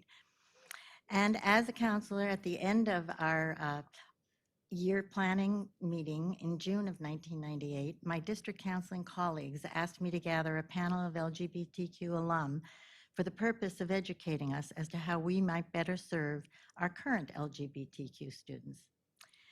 By the end of the summer, we lined up 8 graduates representing every school in the district who completed a lengthy questionnaire dealing with personal issues that had been detrimental to them and to their success while in high school. Peggy, can you speak up just a little bit? Unanimously, one of the factors that could be helpful to them, they stated, was a caring and affirming teacher or counselor at their school where they could then be who they were and talk about it. I was very excited when I was called into this district office to share what I thought, to share this information with the director of counseling. But in disbelief, she told me the panel was off and that the superintendent was concerned about word that the panel such as this would get out in the community, and therefore the Hart District might be considering promoting homosexuality. Ancient news. Our district has come a long way since 1988. I was very happy to hear that after the board and the district staff received numerous emails concerning a potential parental notification policy, also referred to as an outing policy, rather than hiding its head in the proverbial sand, the district had began planning an educational presentation about the issue. The presentation is intended to update the board on the topic and its associated. Your time is up. Thank you. Okay. Thank you, board, for Next is number 28. helping. Please come forward.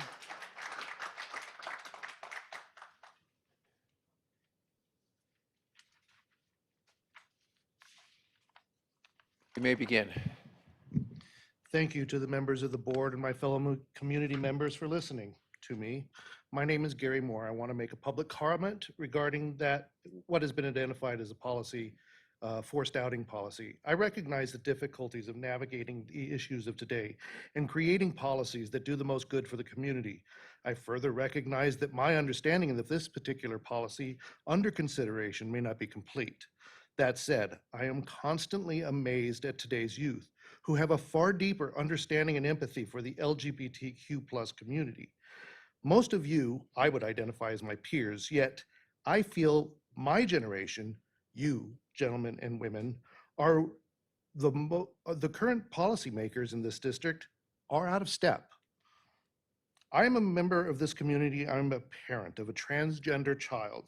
My trans child is, in my opinion, the bravest person that I know. While my daughter was in Saugus High School, she realized that she was transgender and wanted to make the transition to become a woman.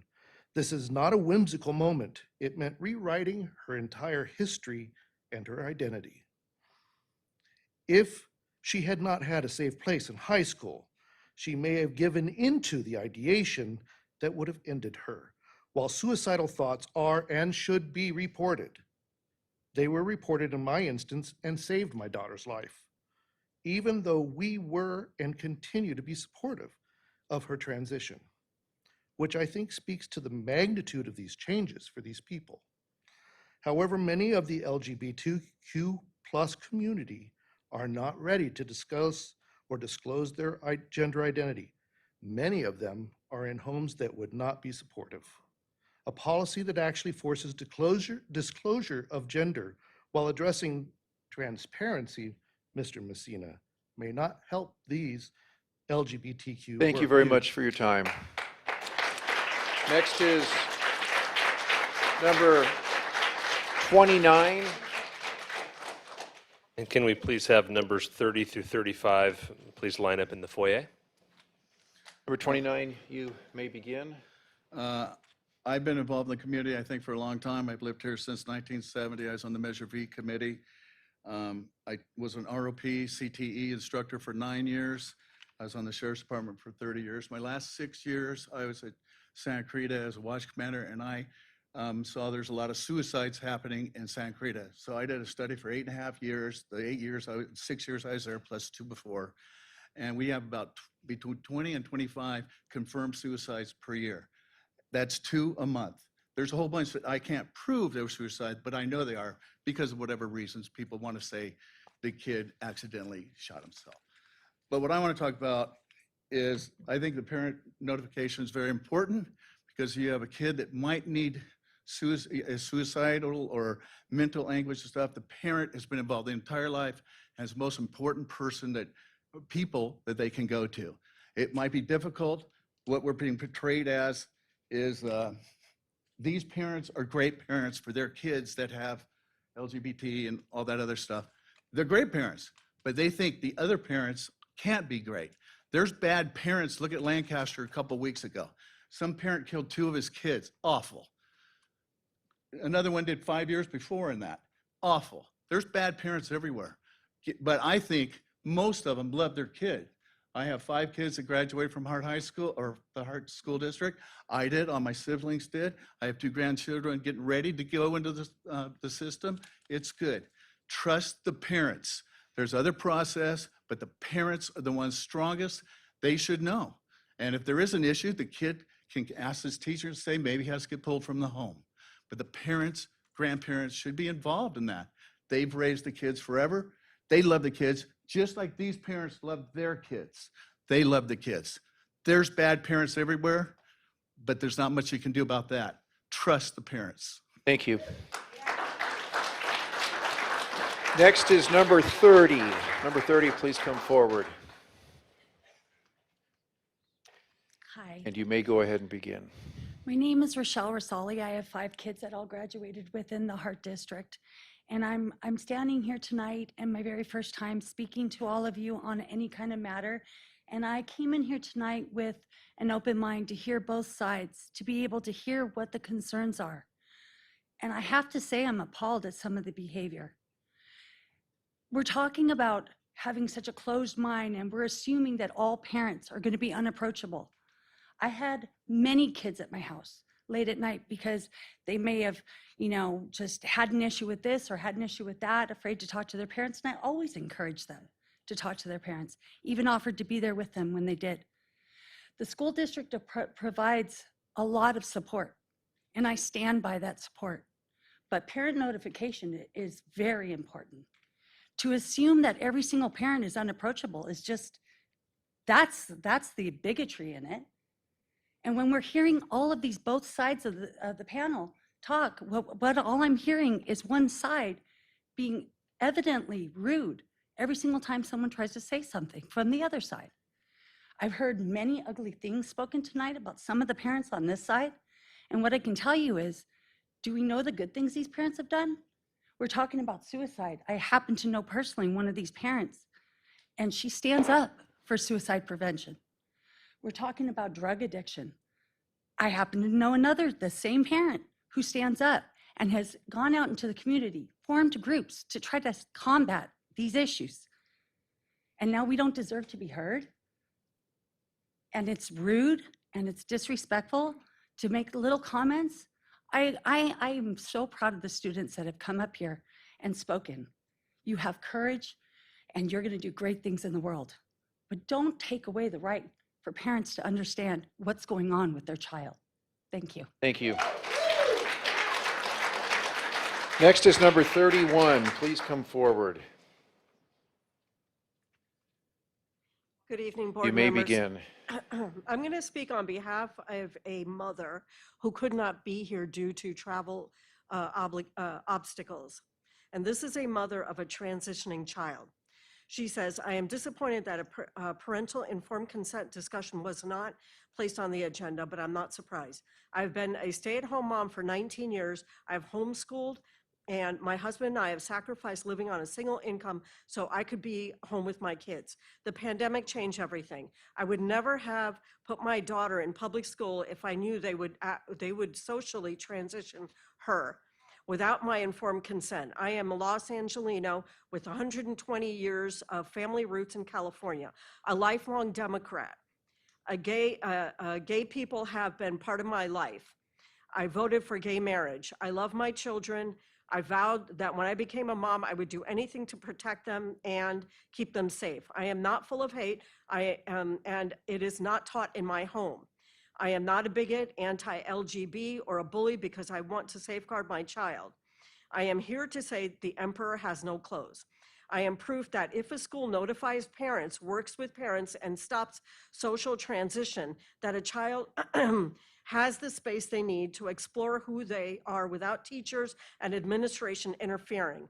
I am the only parent with a child that has gender issues that has been coming and asking for parental informed consent to be put in place for months. Parental notification is not a Republican or Democrat issue. My daughter is not a pawn in any agenda, be it political or religious. It is anti-family to keep secrets from parents. This is a destructive agenda. There are laws in place for parents that want to social transition, inject puberty blockers or cross-sex hormones, and want to modify their children's bodies. Your time with is up. irreversible. Thank you. No one will stop you. Thank you.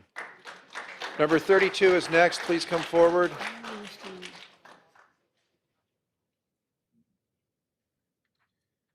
You may begin. I'm a parent of children in the Hart District. I am a prodigy of the Hart District, and I came here with a lot of ideas that I wanted to explain, but it seems like there's a lot of anxiety on both sides of the field here. I have daughters that are in the system right now. My daughter has really good friends that are part of the LGBTQ community, and she's also bullied by that same community.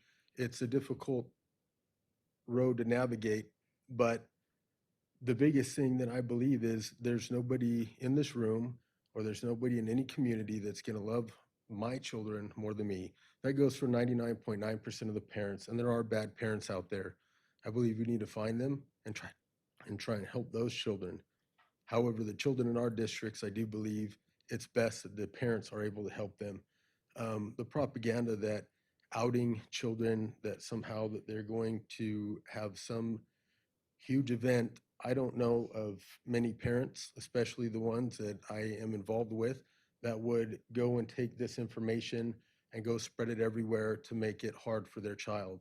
They would take that information with their child and help their child deal with it, whether the parent agrees with it or not. At some point, that parent is going to love them, whether or not they're part of that community. I want to be notified if my children are having issues, whether it's they believe that they are transgender or some kind of other identity they have. We're talking about the state being or having laws that are implemented now. This is how we change the laws. Argue it, because they're not correct laws. If I wanted the state to run everything, I would start looking at the homeless population that we have, the rise in Thank you very crime. much. Appreciate it. Next is number 33. 33, please come forward. And can we have please 36 through 40 join us in the foyer, 36 through 40? You may begin. I'm here as a parent of 6 sons I have in the Hart District to show my support for the school board to seek community and parental input of the parental notification policy. I can't believe we're here to debate whether a parent has a right to know whether another adult is talking about sex secretly with their child, but here we are. But I support the decision to go ahead and put this on the calendar and make sure it's something that is discussed and that we get community input on this. Also, I don't know if there's a legal way to do it, but if it's possible, restrict public participation in that meeting to verified residents that are in the Hart District, so we don't have people being bussed in from outside our community trying to influence our policies here. And then, Bob, I'm also here to remind you, you were voted in based on your claim to support parents' rights. Thank you. Thank you. Number 34 is next. 34, please come forward. 36 is next, sir. The others are not here. Okay, we'll move to 36. Please come forward. Hello, my name is Emily and my pronouns are she, her. I am here today to voice my opposition to the implementation of a forced outing policy. I'm here as both a parent and as a licensed mental health professional who works in the Santa Clarita Valley with families and youth here.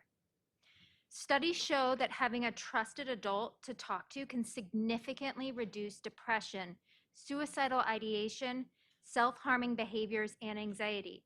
It's wonderful to have teachers and staff members that teens can trust and feel open to go to and be vulnerable with, to learn how to have conversations with the parents.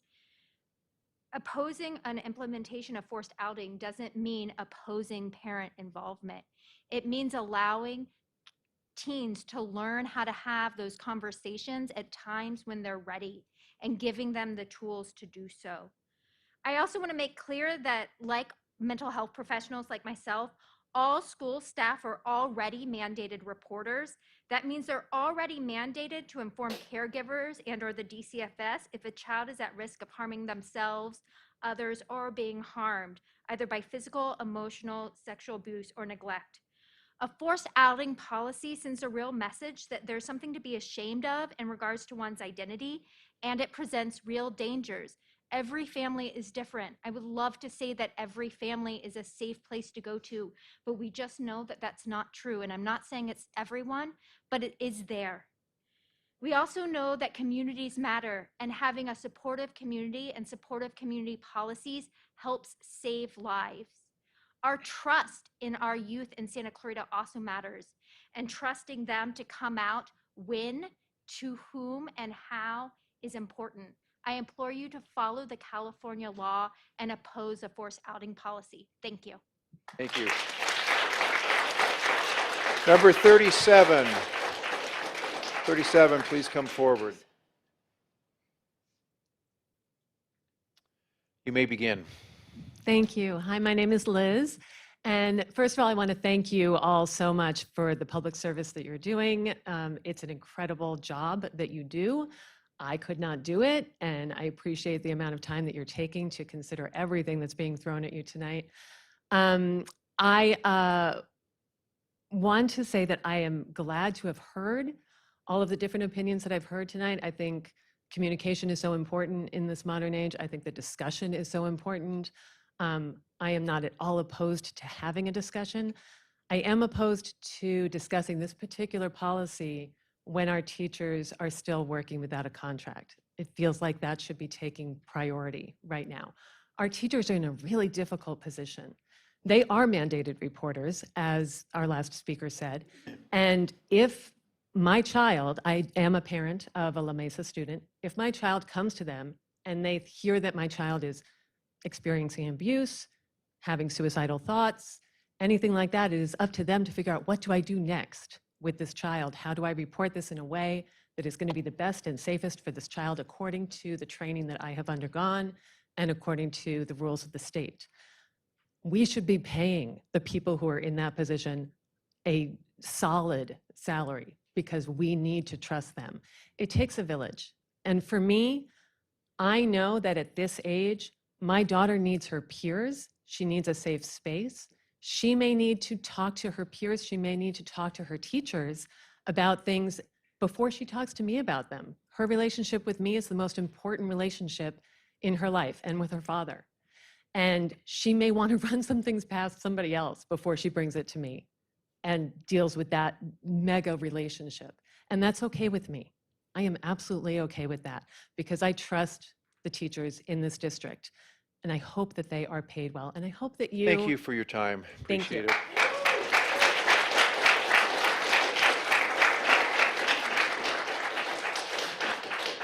All right, number 38. You may begin. Okay. Good evening, Superintendent, Governing Board, and Cabinet. I'm a parent of a child in the Hart District. I've attended many meetings online and in person, and I wasn't planning on speaking today. Excuse me, can we turn it up a bit or help her? Hear her. Can I?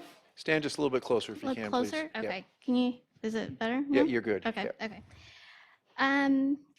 I wasn't planning on speaking tonight, but the possibility that a forced outing policy would be placed on the agenda at the behest of board member Joe Messina drew me out to speak tonight.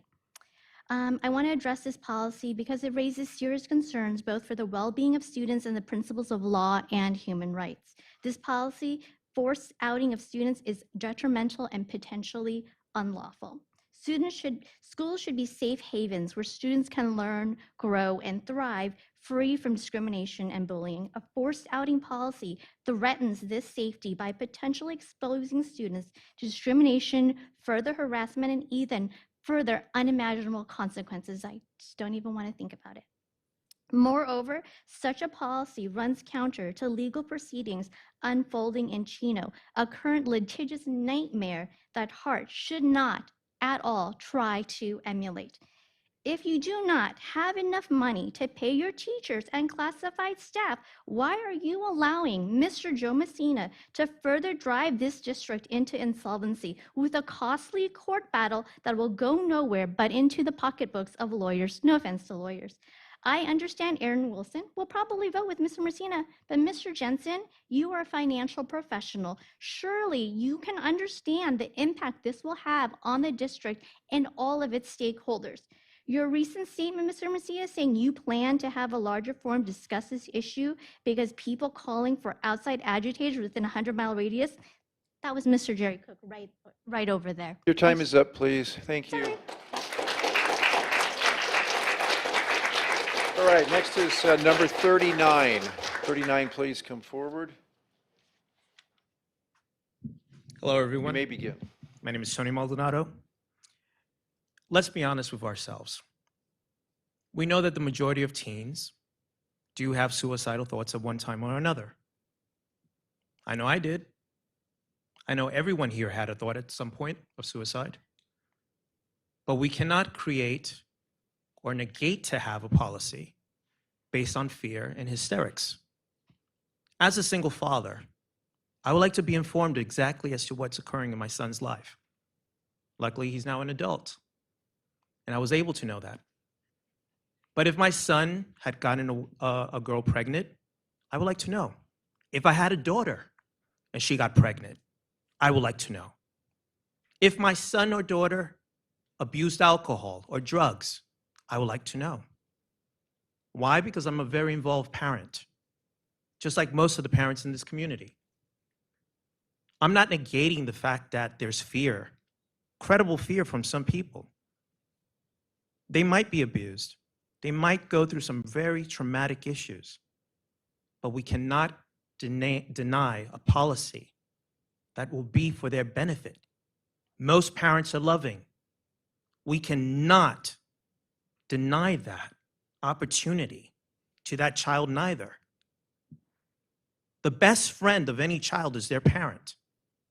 That is the person who counts their toes and counts their fingers the moment that they're born. That's the person that nurtures them every single day, and that's the person from the moment that they wake until the moment that they go to sleep thinks about that child. You only have that child for a few hours in a day. I, as a parent, have that child for the rest of my life. Don't deny that opportunity. Thank you. Thank you.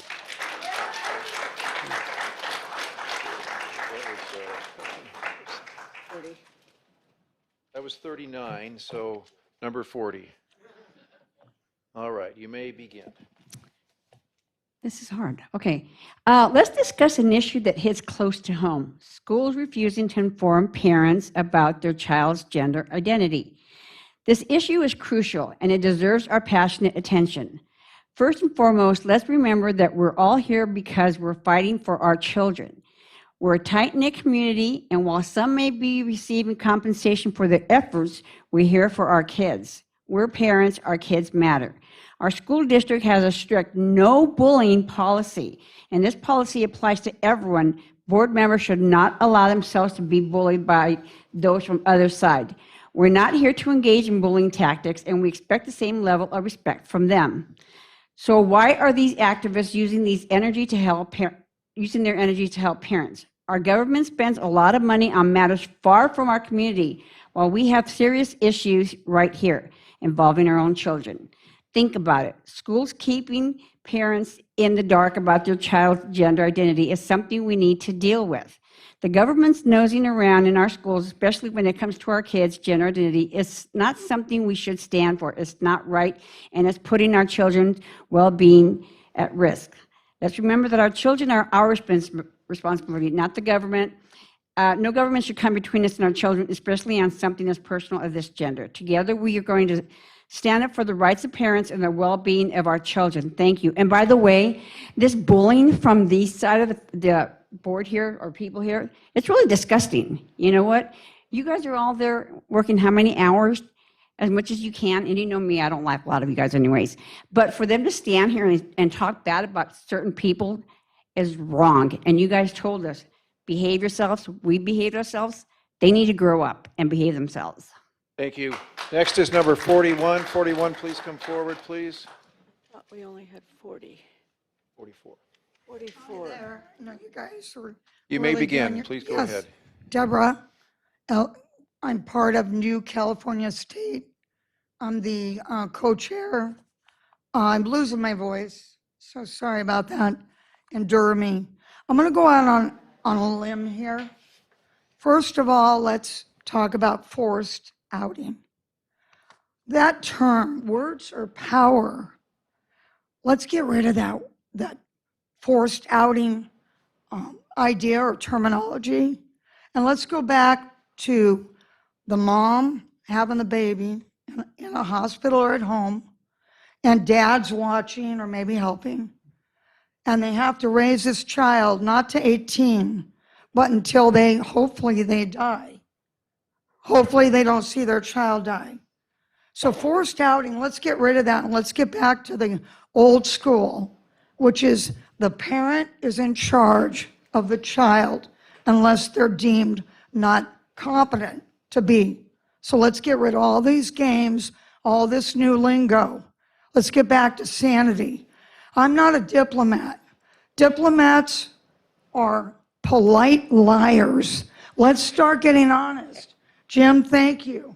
I'm not kidding here. Let's stop playing games. Both sides. Let's stop using nice words to tell about what civilization has been going on for thousands of years. Right is right, wrong is wrong. Let's not make good evil and evil good. It's not about whether we should condone this or condone that. Always the parent has the right to know, unless you people want to hire people to take care of every child that is born from here on. Think about this. And by the way, before I leave, get rid of this parking and let us park our cars Your time is up. and be Thank you. involved. Yeah, this is ridiculous, you. you guys. Number 42 is next, please.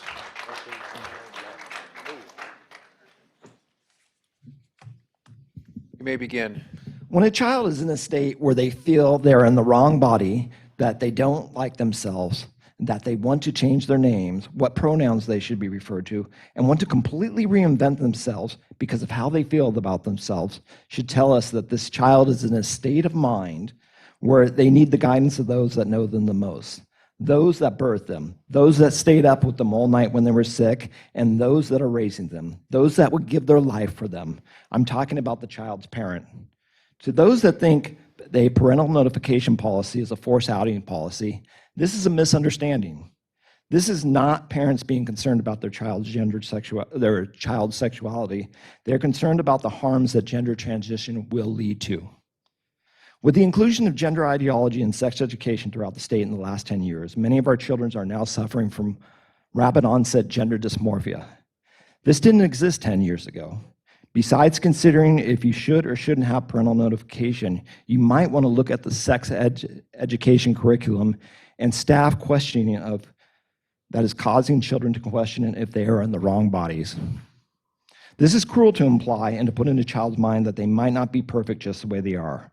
Do you put in a girl's mind that they might be too fat, or boys that they're too weak, or ask a student if they're in the wrong color skinned? All that would be uncalled for and should cause visceral reactions to everybody's ears. Putting into an undeveloped and unprofessional mind that they might not be who they are is the problem that is causing these children's suffering. When indoctrinating these children, those doing so put into the minds of these children that their parents may not accept them if they want to change their gender or if they are same-sex attractive, that they could be in harm's way if their parents find out. This is poisonous to the child-parent relationship as much as asking the child if they are in the wrong body or putting into their minds that they won't be accepted for their sexuality. Your time's up. Thank Thank you. you. Next is number 43. Is 43 here? Okay, please come forward and you may begin. Hello, I am Sarah Sage. I'm a parent and a proud member of PFLAG Santa Clarita and a longtime Santa Clarita Valley resident. I appreciate your time tonight. The Hart School District's motto, One Heart, symbolizes unity and inclusivity throughout our community. The proposed policy contradicts this noble ideal, endangering our most vulnerable students. This is not about drugs, guns, or sex. We are specifically talking about gender identity. The forced outing policy not only violates Hart's motto, but also the Educational Code of California. The research is clear. Outing students before they are ready puts them at risk. It has been reiterated tonight. Ensuring their safety is the board's responsibility. Moreover, I must ask, why now? What prompted this consideration? Is this a proposal, a result of an actual issue? Was it a well-reasoned decision after consulting teachers, experts, and psychologists, or does it align with a political group's agenda? I'm also concerned about the involvement of a board member's church and how it further threatens the separation of church and state, a principle that our education system must uphold. In our home, we cultivate unconditional love, dignity, and respect for all family members. Thanks to the resources from the Hart District, my children have become inquisitive, academically thriving individuals. However, not all children are fortunate enough to have queer-affirming families. Tonight, we should stand unwavering in our commitment to safety, education, and the well-being of all of our children. It's imperative to uphold the law and align our actions with the One Heart motto. Thank you. Thank you. Number 44. Is there a number 44? Okay, I think we top out at 45. Yes, so let's go to 45 then.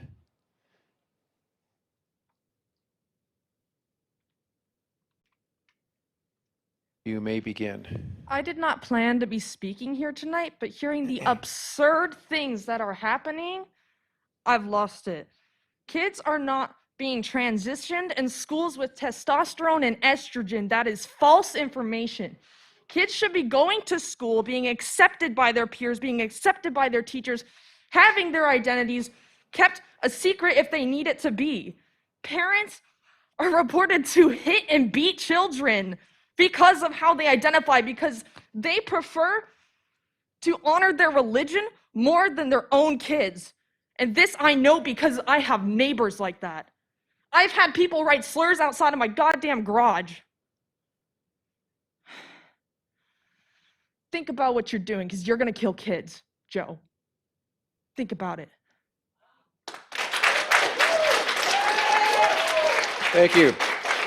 Okay, that concludes our public comment. Please, that concludes our public comment section. We're going to take a short 3-minute break, and then we'll conclude with the rest of the meeting.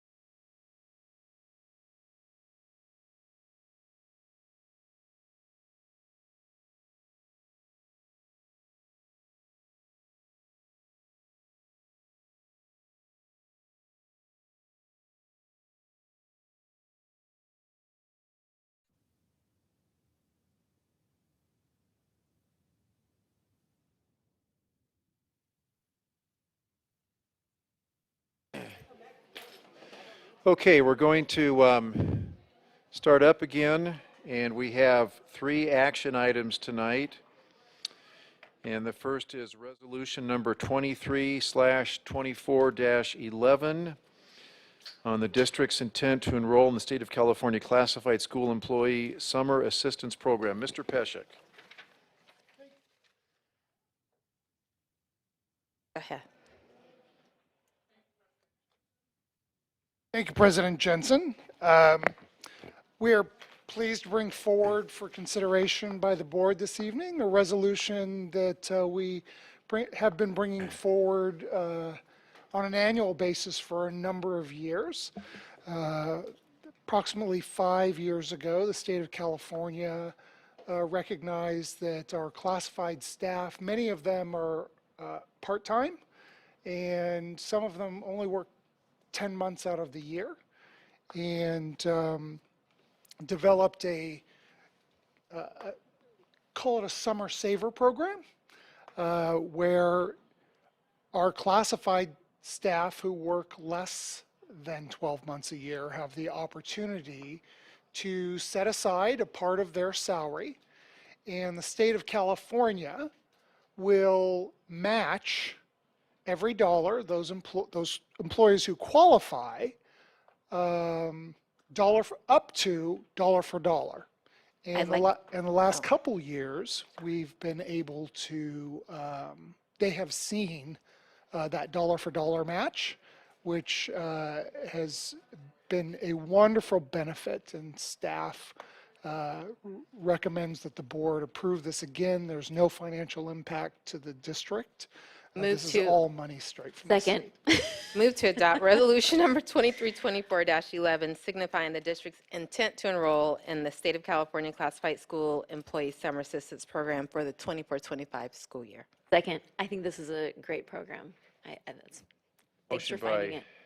Dr. Moore, second by Mrs. Wilson to approve resolution number 23/24-11. All in favor? Aye.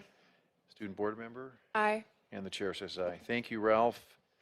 And Ralph, you have the next one on the rejection of the bid protest. I do. The next 2 items are in regards to a painting project for a number of buildings here in the education center, including our maintenance and operations and transportation buildings, which are in need of refurbishment to keep them in proper order and to protect the property.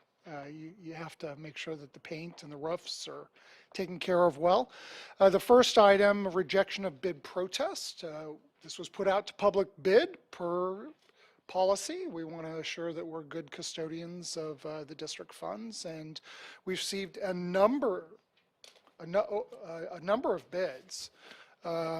Unfortunately, one of the bidding parties made an error in their submission, and they were, because of that, not selected as the vendor. They did submit a protest. Staff worked with legal counsel to identify the appropriateness of the request for appeal and to be reinserted into the bid process. And legal counsel provided guidance that it's actually would be against state purchasing code for us to allow that vendor to change their bid after it had been submitted, even though they made an error in their own bid documents. So for this item B, staff and legal counsel are recommending the board approve the rejection. Question. Just clarifying, Mr. Peshek, they made the error.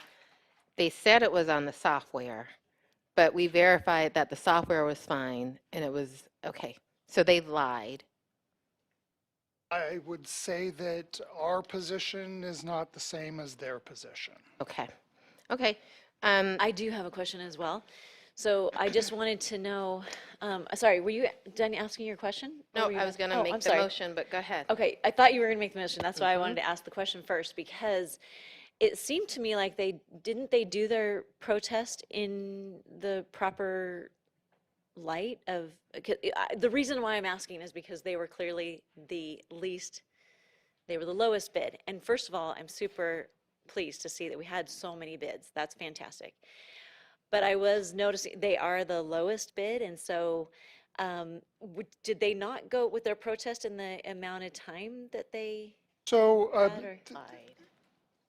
so state code, I will recite state code to provide some clarification. A bidder shall not be relieved of the bid that they have submitted unless by consent of the awarding party. Nor shall any challenge be made in the bid because of a mistake.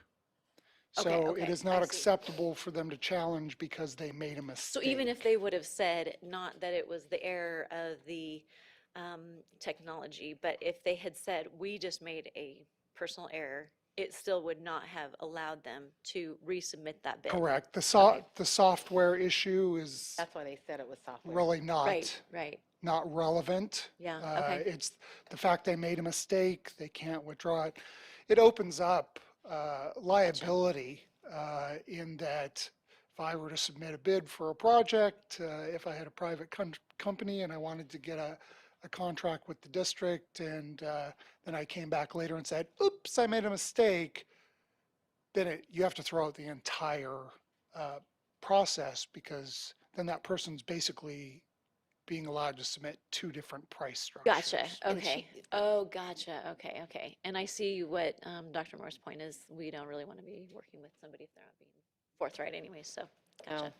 So move to reject bid protests by Perfection Painting Corps for the MO2310A Centerpoint Parkway Maintenance Painting Project. Motion by Dr. Moore, second by Mrs. Storley to reject the bid protest for bid package number MO2310A. All in favor? Aye. Aye. Student board member? Aye. And the chair says aye. Thank you. All right, we have one more action item. Mr. Peshek again. Thank you. Of course, the associated next item is approval of the selected vendor. And the cost for this project submitted by Pacific Rim is $69,450, and it will come out of the M&O budget. Move to award bid package number MO2310A for the Centerpoint Parkway Maintenance Painting Project to the lowest responsible bidder, Pacific Rim Painting Company. Second.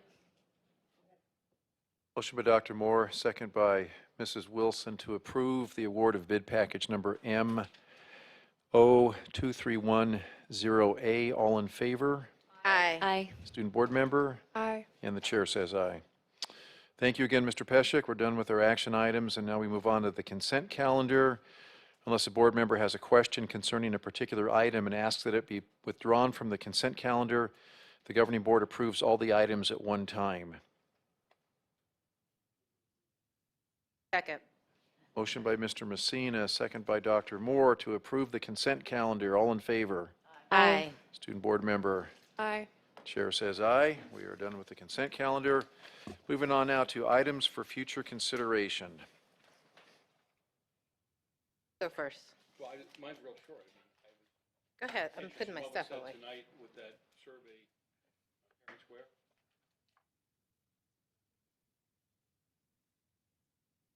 Absolutely, but I'd like to have a conversation with the board about that. I mean, in the one sense, that sounds like it's easy to do. On the other side, there's some complications to that, and I wonder if we might want to have a conversation about how would you put that survey out? What would the survey say? What would we be asking people? There's some details that maybe we can work through a little bit. So absolutely, not saying no, but maybe we can talk a little more. Yeah. Okay, thank you, Joe. Dr. Moore. Thank you, Mr. Jensen. I have a few items. I had these before the public comment tonight, but even more so now that we've had the hour and 40 minutes of public comment tonight, and we'll have more in 2 weeks. Many times I heard the mention of suicide. I heard the mention of bullying. I heard the mention of parent notification. And I would like us to look at our existing policies on bullying, Board Policy 5131.2, that was last looked at in 2020. I would like us to, and we are required to, look at the suicide prevention policy, Board Policy 5141.52. We are required to reassess that policy every 3 years. The last time we did it was September of 2020. We are late.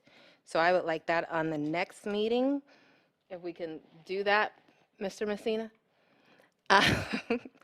And student records, Board Policy 5125, and parent notification, existing Board Policy 5145.6. Before we create anything new, I want us to look at, assess, evaluate what we have. Can I have review to make sure I got everything, Dr. I'll Moore? send them to you. You got them to me, okay, thank you.